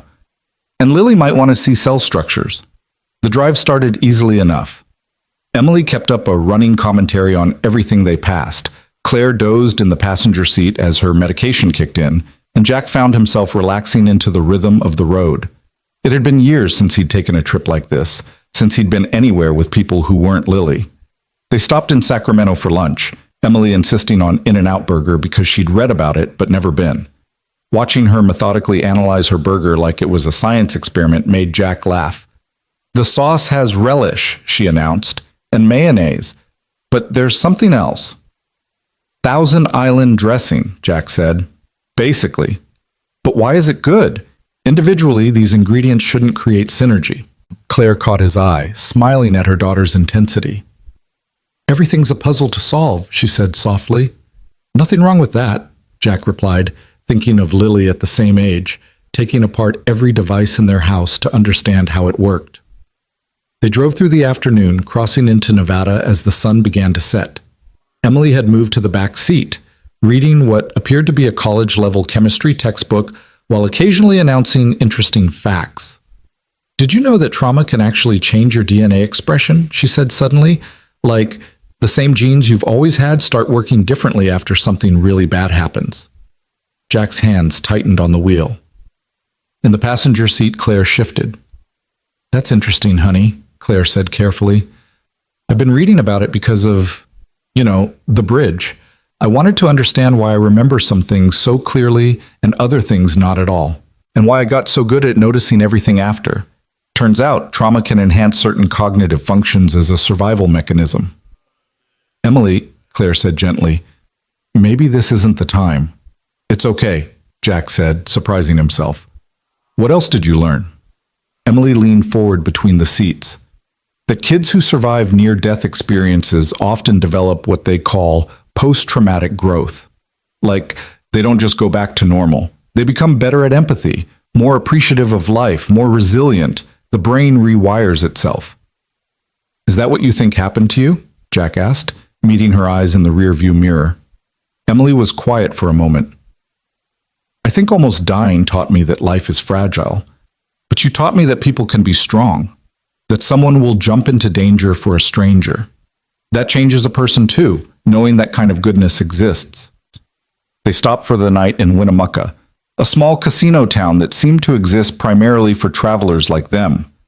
The hotel was clean but anonymous, and they got connecting rooms. Emily immediately set up her laptop to video call Lily, who answered on the first ring. Are you really coming? Lily asked, her face filling the screen. We're halfway there, Emily said excitedly. Your dad's been telling us about the mountains and your workshop, and did he tell you about the trouble I'm in? Jack moved into view. What happened, kiddo? Lily's face scrunched up, defensive and embarrassed at once. Marcus Wheeler was saying stuff about Mom, about how she died. He said you let her die because you cared more about being a hero than your own family. Jack felt like he'd been punched. Claire's hand found his arm, squeezing gently. So you hit him? Jack asked, keeping his voice neutral. I tried to walk away, like you taught me, but he kept going, kept saying awful things. And then he said you were probably glad she died because now you could play hero without feeling guilty. And I lost it. Oh, honey, Claire said, moving into frame. That must have been awful. Lily's eyes widened. Ms. Claire, you're really there? We're all coming, Emily chimed in. Road trip rescue mission. But how's your mom going to handle Marcus's parents? Lily asked. They're horrible. His dad's a lawyer and they think their kid walks on water. Let me worry about that, Jack said. You just sit tight. We'll be there tomorrow afternoon. After they hung up, Emily disappeared into her room to read, leaving Jack and Claire alone in the connecting doorway. Marcus Wheeler's father is the kind of lawyer who threatens to sue if someone looks at his kid wrong, Jack said. This is going to be messy. Good thing you have your own lawyer then, Claire said. You're a CEO, not a lawyer. I'm a CEO with a law degree and a whole legal team at my disposal. She pulled out her phone. Give me the principal's number. Claire, you don't have to... Jack, that little boy accused you of being glad your wife died, in front of your daughter. If you think I'm going to let that stand, you don't know me at all. There was a fierceness in her voice that Jack hadn't heard before. This was the woman who ran a tech company, who'd built something from nothing, who'd spent 8 years looking for him. Why? He asked suddenly. Why do you care so much? Claire looked at him for a long moment. Because you saved my daughter. Because you're a good man who's been punishing himself for 8 years. Because Lily deserves better than to hear those lies. Because... She paused, then seemed to gather her courage. Because somewhere in the last few days, you became important to me. You and Lily, both. Jack didn't know what to say to that, how to process the warmth spreading through his chest. So he did what he always did when emotions got too close. He retreated.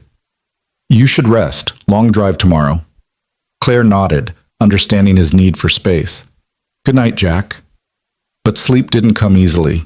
Jack lay in the anonymous hotel bed, staring at the ceiling, thinking about Lily defending him, about Claire ready to fight his battles, about Emily calling him family. Somewhere in the last few days, his carefully maintained walls had started crumbling, and he didn't know how to rebuild them. Wasn't sure he wanted to. They left early the next morning, Emily armed with coffee for everyone. She'd found a local cafe and charmed them into making Claire's complicated order exactly right. The girl had a gift for making friends everywhere she went, talking to strangers like they were already friends she hadn't met yet. "You're not like most kids your age," Jack observed as they got back on the highway.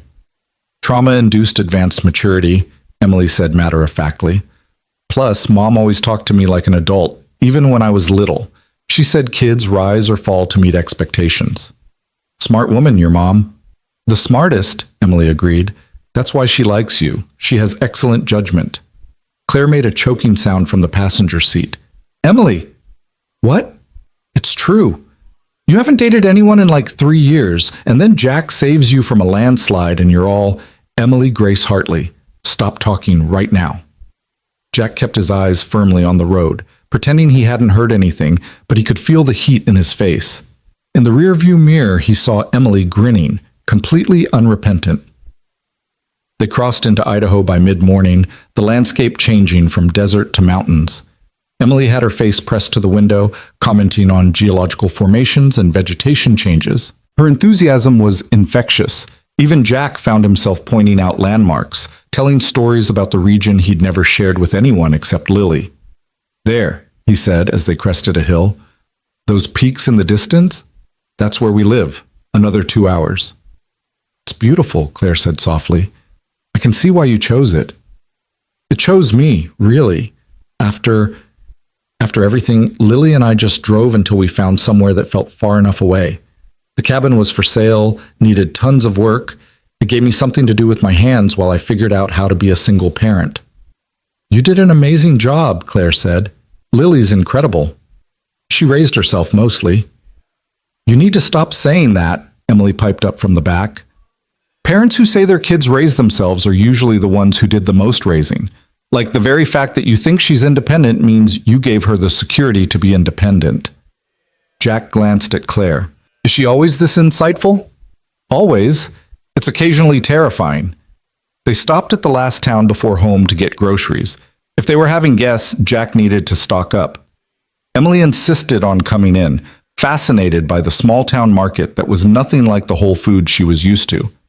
"They have actual butchers," she said in wonder. "Who know the names of the cows?" "Welcome to Montana," Jack said dryly. The checkout clerk, Mrs. Patterson, did a double-take when she saw him with Claire and Emily.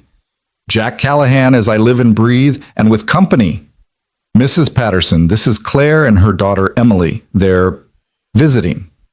Mrs. Patterson's eyes lit up with the kind of interest that meant the entire town would know about his visitors within hours. "How wonderful! Lily must be so excited." "She doesn't know we're coming," Emily offered. "It's a surprise." "Is it now?"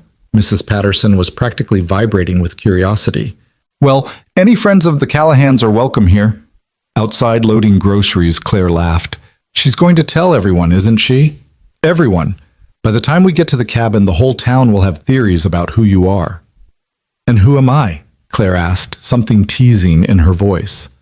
Jack looked at her, bruised but smiling, standing in a small-town parking lot 1,000 miles from her CEO life, ready to fight for his daughter, and found he didn't have an answer. Or rather, he had too many answers, none of them simple. "Someone who should be resting instead of taking road trips," he said finally. The road to the cabin was winding, narrow, exactly as treacherous as Emily had hoped. "This is like something out of a movie," she said. "Do you get bears?" "Sometimes. Lily names them all, which I keep telling her is a bad idea." "She names the bears?" Emily was delighted. "What are their names?" "There's Frederick, who likes to knock over trash cans. Maud, who has 3 cubs. And Lily insists there's one called Sir Reginald, but I think she made him up."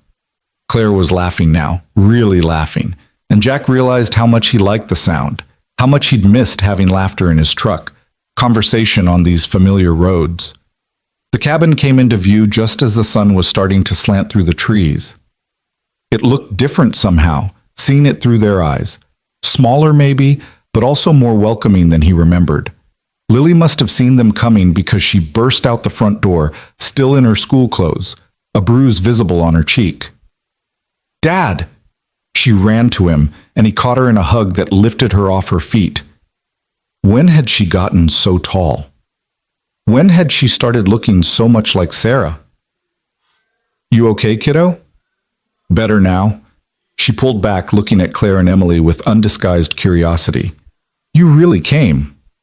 "Road trip of the century," Emily said, bouncing on her toes. "Your dad let me pick the music for 3 whole hours." "And you picked what exactly?" Lily asked. "Science podcasts." Lily laughed. "Of course you did." She looked at Claire, suddenly shy.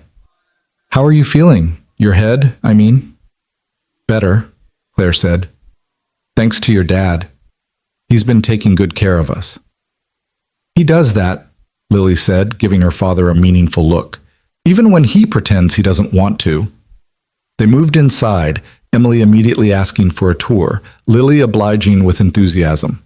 Jack and Claire were left in the kitchen, surrounded by grocery bags. "Your daughter has a black eye," Claire observed. "Your daughter brought a microscope on vacation. It's portable. It's ridiculous." They were standing closer than necessary, Claire reaching up to touch the stress lines around his eyes. "You're worried about tomorrow, the principal, the parents. It's going to be ugly. The Wheelers don't back down, and they have the kind of influence that makes problems for people like me. People like you? Working class. Single parent, outsider." Claire's hand moved to his cheek. "Jack, I run a company worth $200 million. I have lawyers who make lawyers cry. The Wheelers are about to learn what real influence looks like." "You don't have to "Yes, I do. That's what friends do. They show up. They fight for each other. They take road trips with concussions to help with school drama." "Is that what we are? Friends?" Claire was quiet for a moment, her hand still on his face. "I don't know what we are, Jack. I know you saved my life twice. I know my daughter adores you. I know I feel safer with you than I felt with anyone in years. I know that when the hospital called, you dropped everything and flew to San Francisco." "What do you call that?" Before Jack could answer, Emily and Lily burst back into the kitchen, talking animatedly about something involving the workshop and a project they wanted to start immediately. "After dinner," Jack said automatically, "and homework." "We don't have homework," Emily said. "Spring break." "I'm suspended, remember?" Lily added. "You're not suspended yet," Claire said, pulling out her phone. "What time is the meeting tomorrow?" 9 a.m., Lily said. "Dad, seriously, the Wheelers are going to make this into a huge thing. Marcus's mom is on the school board." "Then it's good we have our own huge thing," Claire said, typing rapidly. "Emily, remember Mr. Davidson from the California Education Committee? The one who wanted you to sponsor that STEM program? That's him. His brother runs the Montana Education Department." She looked up from her phone, smiling in a way that was slightly terrifying. "The Wheelers aren't the only ones with connections." Jack stared at her. "You're going to call in favors for a middle school fight? I'm going to ensure that a family who's been through enough doesn't get railroaded by bullies with law degrees." She went back to typing. "Also, I'm very good at this. Ask anyone who's tried to hostile take over my company." Dinner was chaotic in the best way. Emily and Lily had immediately bonded, talking over each other about books and science and art. They'd apparently been texting constantly for weeks, sharing inside jokes Jack didn't understand. Watching them together, he saw what Lily had been missing, a friend who understood her, who spoke her language. "We should do an experiment," Emily was saying, "about wood density and water absorption for my science fair project." "We have tons of different wood samples in the shop," Lily said. "Dad saves everything." "I don't save everything. You have a box labeled wood scraps too small to use but too nice to throw away," Lily pointed out. "Those have sentimental value." "They're wood scraps, Dad. Some of them are from important projects." Claire caught his eye, smiling. "A sentimentalist disguised as a pragmatist." "A pack rat disguised as a craftsman," Lily corrected. After dinner, the girls disappeared to the workshop, leaving Jack and Claire on the porch. The night was clear, stars brilliant in a way they never were in cities. Claire was wrapped in one of Jack's flannel jackets, looking somehow both out of place and perfectly right. "Thank you," Jack said suddenly, "for coming, for caring about Lily, for all of it." "Thank you for letting us," Claire replied, "for letting us in, even a little." They sat in comfortable silence, listening to the girls' laughter from the workshop, watching the stars. Jack thought about walls and bridges, about the things we lose and the things we find, about how sometimes salvation comes from unexpected directions. His phone buzzed. An email from the principal, forwarded from Claire's lawyer. "After reviewing the situation and speaking with the Montana Department of Education, we've decided to handle this matter with peer mediation rather than suspension. All parties will meet tomorrow to discuss appropriate resolutions." "How did you—" "I told you, real influence isn't about threatening people. It's about reminding them that actions have consequences and that bullying, whether from children or their parents, won't be tolerated. The Wheelers are going to be furious." "Good.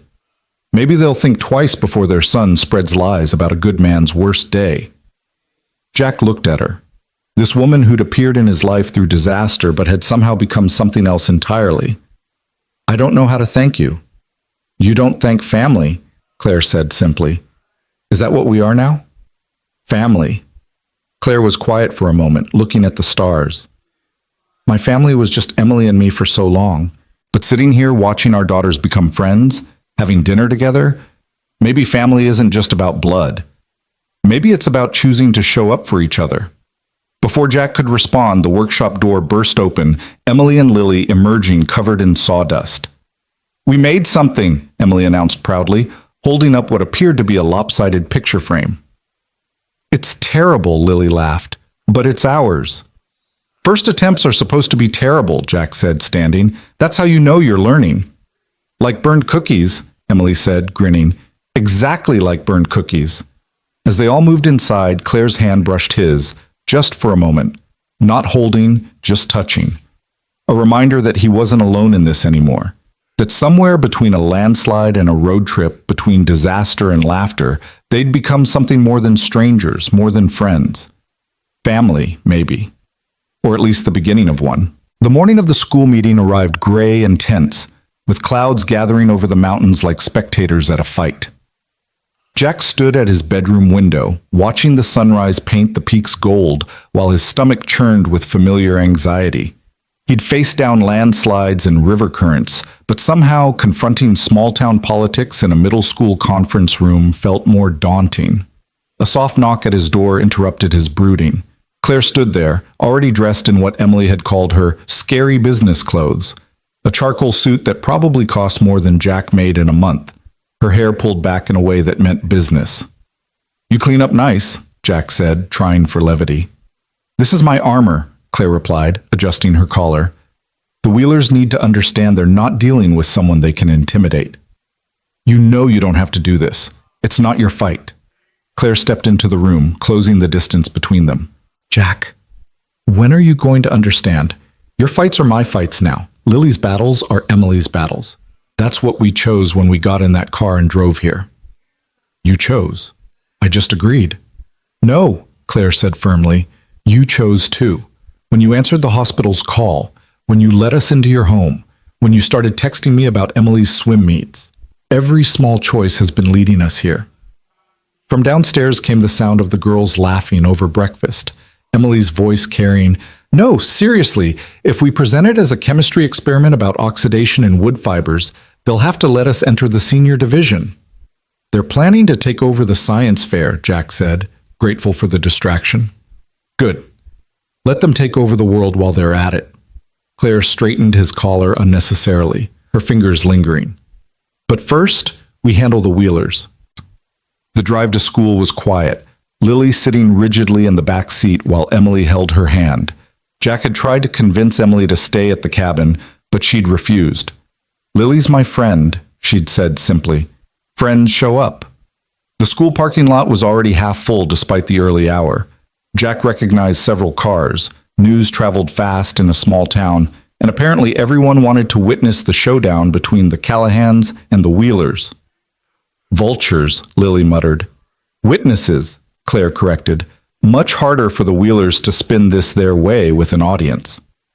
Principal Davies met them at the entrance, his face carefully neutral. He was a decent man, Jack knew, but one who preferred the path of least resistance. The Wheelers had been making his life hell for 3 days, and it showed in the stress lines around his eyes. Mr. Callahan, he said, then paused, taking in Claire's presence. And you are?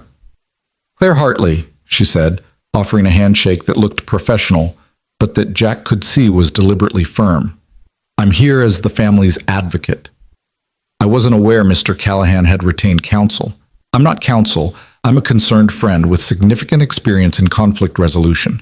I believe you spoke with my associate yesterday about the Department of Education's interest in this matter? Davies paled slightly. Yes, we received that communication. The Wheelers weren't pleased. I imagine not, Claire said smoothly. Shall we? The conference room was already occupied. Marcus Wheeler sat between his parents, looking smaller than the bully Lily had described. His father, Richard Wheeler, stood as they entered. A power play, Jack recognized, making them come to him. Callahan, Richard said coldly, ignoring Claire entirely.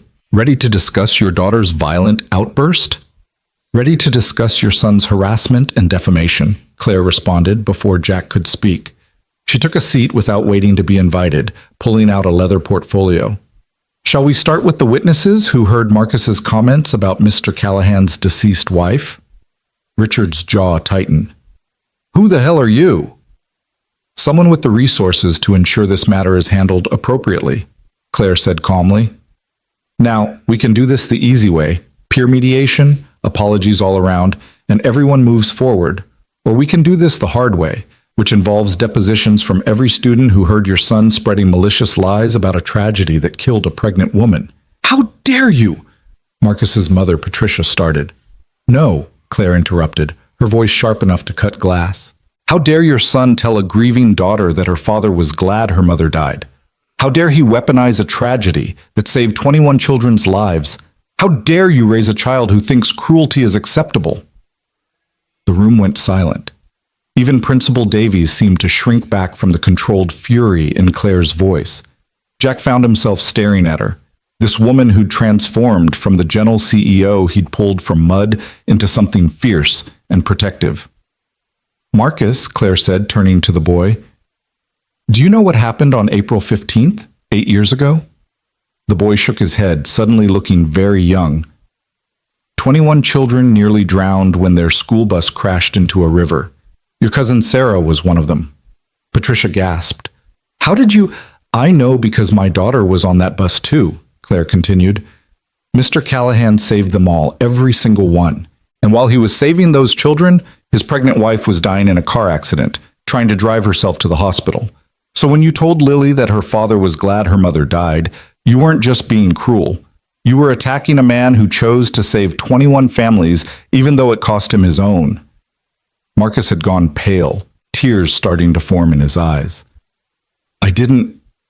Sarah never said... Sarah doesn't know, Jack said quietly, speaking for the first time. Her parents never told her who saved her. They thought it would be too heavy a burden. But she's alive, Marcus. Your cousin is alive because I made an impossible choice. And yes, it cost me everything. But I'd make the same choice again. Richard Wheeler seemed to deflate, sinking into his chair. We didn't know. Marcus came home with a black eye, talking about how Lily attacked him. After he spent 20 minutes telling the entire cafeteria that my mom died because my dad didn't care enough to save her, Lily said, her voice steady despite the tears on her cheeks. After he said Dad was probably relieved she was gone so he could play hero without feeling guilty. Is this true? Patricia asked Marcus, her voice sharp. The boy nodded miserably. Tommy Garrett said his dad knew someone who knew about the bridge thing, and how Mr. Callahan's wife died the same day, and we made up the rest. It was supposed to be a joke. A joke, Emily said suddenly, and everyone turned to look at her. You thought orphaning someone was funny. You thought weaponizing the worst day of someone's life was entertainment? Emily, Claire said gently, but Emily wasn't done. No, Mom, he needs to hear this. My mom spent 8 years looking for Mr. Callahan. 8 years trying to find the man who saved me so she could say thank you. And when she finally found him, you know what she discovered? A man so broken by loss that he'd hidden away in the mountains, convinced he didn't deserve forgiveness. Your joke wasn't just cruel, Marcus. It was evil. The word hung in the air like a physical presence. Marcus was crying now, really crying, and even his parents looked shaken. I think, Principal Davies said carefully, we need to refocus on resolution. The resolution is simple, Claire said. Marcus apologizes, publicly, to ensure all the students who heard his lies also hear the truth. He does 20 hours of community service at the hospital, specifically in the children's ward, to learn some empathy. And the Wheelers make a donation to the water safety program at the community center, where kids learn to swim for free. That's extortion, Richard started. That's accountability, Claire corrected. Your son spread lies that could have destroyed a good man's reputation. This is actually quite lenient. And if we refuse? Claire smiled, but it didn't reach her eyes. Then I make some calls to the state education board, to the media. Imagine the headline, School board member's son bullies hero who saved 21 children. To my friend at the Times who's been wanting to do a retrospective on the Riverside Bridge rescue. Your choice. Jack watched the Wheelers exchange glances, saw the moment they realized they were outmaneuvered. But it was Marcus who spoke first. I'm sorry, he said, looking directly at Lily. What I said was awful. Your dad's a hero, and I was jealous because everyone thinks he's amazing and my dad just sues people.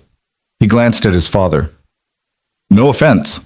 Richard's face was an interesting shade of red, but Patricia put her hand on his arm, keeping him silent.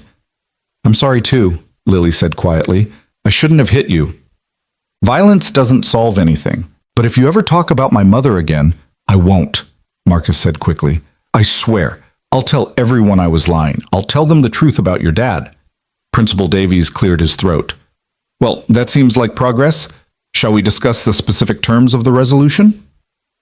The next hour was paperwork and negotiations, Claire handling everything with the efficiency of someone who'd brokered million-dollar deals.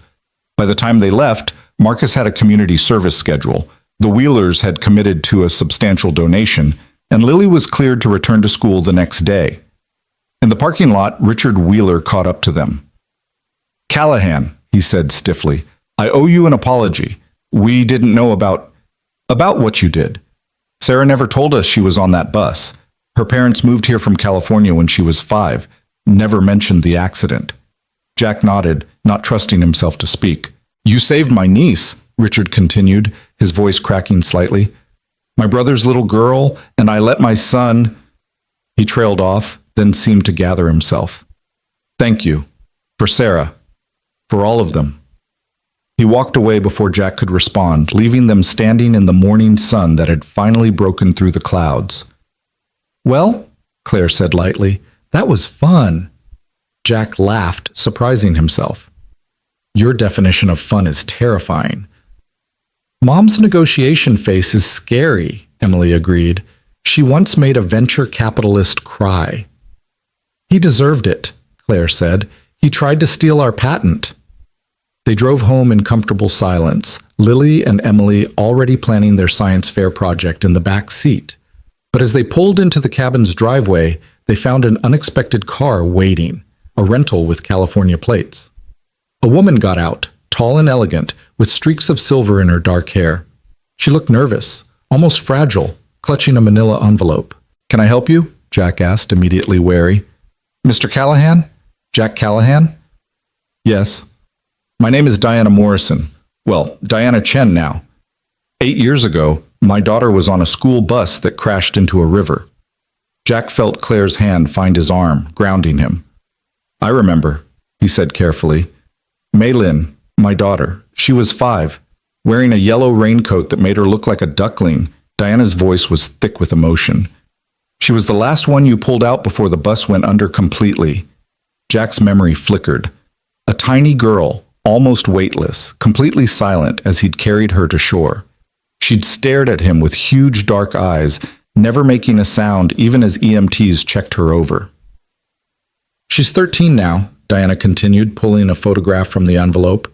It showed a serious-faced teenager with long black hair holding a violin.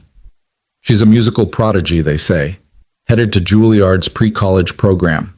but she's never forgotten you. None of us have. Mrs. Chen, we tried to find you, Diana interrupted. All the families did. We wanted to thank you, to somehow repay you. When you disappeared, we thought maybe you didn't want to be found. But then last month, Mei Lin was researching the accident for a school project, and she found something. Security footage from a gas station near the bridge, from right before the collapse. She pulled out another paper, a grainy printout of a security photo. It showed Jack's old truck at a gas pump, the timestamp reading 2:47 p.m., April 15th, 13 minutes before the bridge collapse. You were on your way somewhere else, Diana said softly. The hospital is in the opposite direction from the bridge. You turned around for us. You chose to come back. Jack's throat was too tight to speak. He'd forgotten about stopping for gas, about the moment of decision when he'd heard the sirens, seen the smoke. We hired an investigator, Diana continued. Found out about your wife, about what it cost you, the families, all 21. We've been meeting, trying to figure out how to acknowledge what you sacrificed. She held out the envelope. This isn't enough. Nothing could ever be enough. But we wanted you to have this. Jack took the envelope with numb fingers, opening it slowly. Inside was a check for a stunning amount, signed by all 21 families. But it was the paper behind it that made his knees weak, a college fund already established, in Lily's name. For your daughter, Diana said, so she can pursue any dream she wants. Art school, if that's what she chooses. It's not compensation. Nothing could compensate for your loss, but it's 21 families saying thank you in the only way we could think of. I can't accept this, Jack said automatically. Yes, you can, Claire said firmly. You will. Diana smiled at Claire, seeming to understand something Jack didn't. You must be the woman from the landslide. The families have been following the story online. We're so glad Jack has someone looking out for him now. Before Claire could respond, more cars began arriving. Within minutes, the driveway was full, families emerging with children of various ages. Jack recognized some of them. The boy with the distinctive birthmark who'd been trapped under a seat. The twin girls who'd held hands the entire rescue, now young women in college sweatshirts. We wanted to do this together, someone said. A father holding a toddler who hadn't even been born when the accident happened. We meet every year on April 15th, but this year we wanted to meet you. What followed was a blur of introductions, tears, and thank yous. 21 families, each with their own story of what had happened after that day. The girl who'd become a paramedic, the boy who'd joined the Coast Guard, the twins who'd started a swimming program for underprivileged kids, lives that had continued, flourished, grown because of 30 seconds of decision on a rainy afternoon. Mei Lin Chen was the last to approach, still clutching her violin case. Without a word, she opened it and began to play. Something classical and complex that Jack didn't recognize but that made his chest ache with its beauty. When she finished, she looked directly at him. I wrote this piece for you, she said simply. It's called The Man Who Turned Around. I'm playing it at my Juilliard audition next month. Jack had no words, but Lily did, stepping forward to hug the older girl. It's beautiful, Lily said. You're beautiful. All of this is beautiful. The gathering moved inside, spilling through the cabin, onto the porch, into the yard. Someone had brought food, casseroles and salads and cookies that were deliberately burned on the bottom, which made Jack laugh through his tears. Emily and Lily became the unofficial hosts, showing people around, telling stories, bridging gaps between strangers who shared this one terrible, wonderful connection. Jack found himself on the porch with Oliver Barnes, the boy with the birthmark, now a young man in medical school. I remember you singing, Oliver said quietly, while you were pulling me out. You are my sunshine. My mom used to sing it to me. How did you know? I didn't, Jack admitted. It was just the first thing that came to mind, something to keep you calm. It worked. I still sing it when I'm scared. During my MCATs, during my first cadaver lab, it reminds me that someone thought I was worth saving. You were. You all were. So was your wife, Oliver said gently. I'm so sorry she died. But I need you to know, we all need you to know, that we've tried to be worthy of your sacrifice, to live lives that matter, that help others. Your wife's death wasn't meaningless if 21 people spend their lives making the world better because of it. As the afternoon wore on, Jack noticed Claire moving through the crowd, taking photos, collecting contact information, organizing with her particular blend of warmth and efficiency. She'd become the gravitational center somehow, pulling people together, making sure everyone was included. She's something special, Diana Chen observed, appearing at Jack's elbow. You're Claire. She's not my... Isn't she, though? Diana smiled knowingly. The way she looks at you, the way you watch her when you think no one's noticing. Life gave you something beautiful out of something terrible. Don't waste it because you think you don't deserve it. Before Jack could respond, Emily appeared, dragging a teenage boy behind her. Jack! This is Marcus. Not the mean one. Different Marcus. And he was on the bus too, and he does woodworking, and can we show him the workshop? The workshop became another gathering point. Kids and teenagers examining Jack's pieces, asking questions about technique and wood grain. Someone suggested a group photo, and suddenly they were all arranging themselves on the porch. 21 rescue survivors, their families, Jack and Lily in the center. Claire and Emily somehow naturally included as if they'd always been part of this strange, extended family. Wait, Emily called out, setting up her phone on a timer. Everyone needs to be in it. The photo, when Emily showed it to him later, was chaotic and perfect. Too many people crammed onto a porch that couldn't quite hold them all. Everyone laughing at something Lily had said right before the shutter clicked. Jack's arm was around Lily, Claire pressed against his other side, Emily in front of them, making bunny ears behind someone's head. 21 families connected by tragedy and grace, by the split-second decision of a man who'd turned around. As the sun began to set, families slowly departed, each taking a moment to say goodbye properly. Phone numbers were exchanged, promises to stay in touch made. The twins invited Lily to their summer swim camp as a counselor in training. Oliver offered to mentor Emily when she was ready for pre-med programs. Connections formed, roots intertwining. Finally, it was just the four of them again, standing in the cabin that suddenly felt too quiet after so much life. That was, Jack began, then stopped, overwhelmed. Necessary, Claire finished. They needed to see you, to thank you, and you needed to see what your choice created. 21 amazing people, Lily said, looking at the college fund paperwork. Dad, this is enough for art school. Any art school. It's your money, Jack said. From them to you.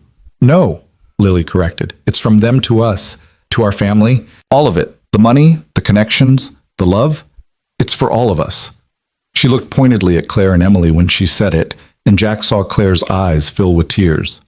That evening, as they sat around the dinner table that suddenly seemed too big for just 4 people, Emily pulled out her phone to show them something.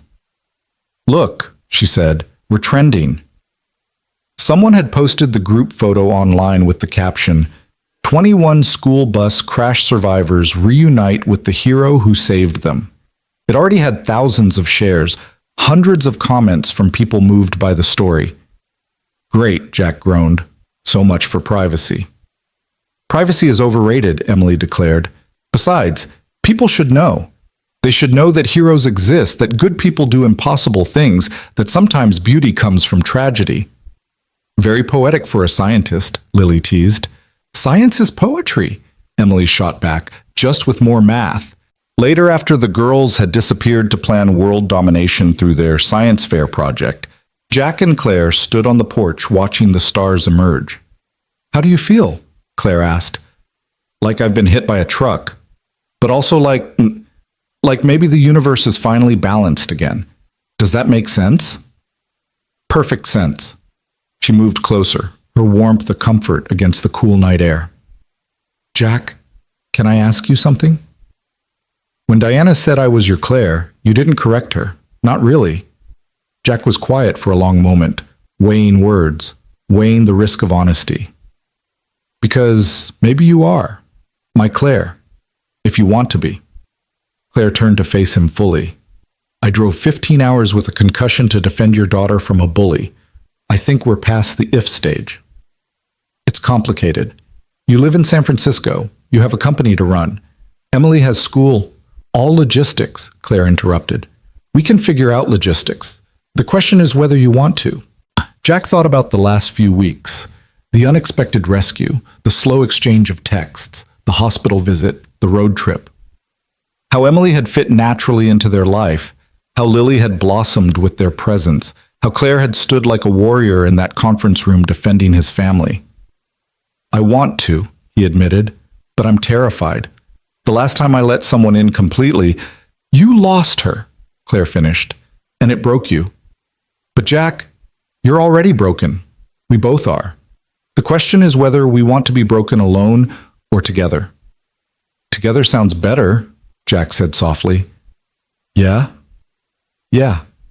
She kissed him then, soft and certain, tasting like hope and second chances. When they pulled apart, both girls were watching from the window, grinning. "Finally," Emily called out, "Lily owes me $5. "You were betting on us?" Claire asked, mock offended. "It was obvious," Lily said. "Dad's been making hard eyes at you since the landslide." I don't make heart eyes." "You totally do," all three females said in unison, and Jack laughed, really laughed, feeling something shift and settle in his chest. This was it, he realized. This was what Oliver had talked about, living a life that mattered, that helped others, that chose love over fear. It had taken 8 years and 21 families and a woman trapped in a landslide, but he'd finally found his way back to something like wholeness.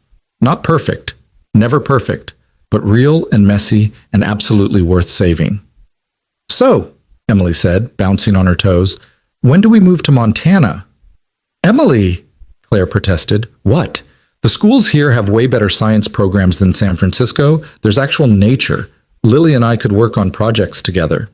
"She has a point," Lily added.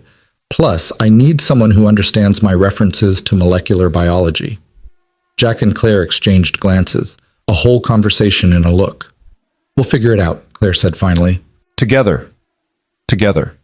The word hung in the air like a promise, like a bridge rebuilt after a collapse, stronger for having been broken. As they all went inside, Emily and Lily already planning how to reorganize the cabin to fit everyone, Jack caught sight of the photo on Emily's phone again. All those faces, all those lives, all those futures made possible by one terrible, beautiful choice. He thought about Sarah, about the baby they'd lost, about the life that might have been. The grief would never fully leave. It was carved into him now, part of his structure, like the grain in wood. But maybe that was okay. Maybe the scars were what made the surviving parts stronger. "You okay?" Claire asked, taking his hand. "Yeah," Jack said, meaning it for the first time in 8 years. "I'm okay."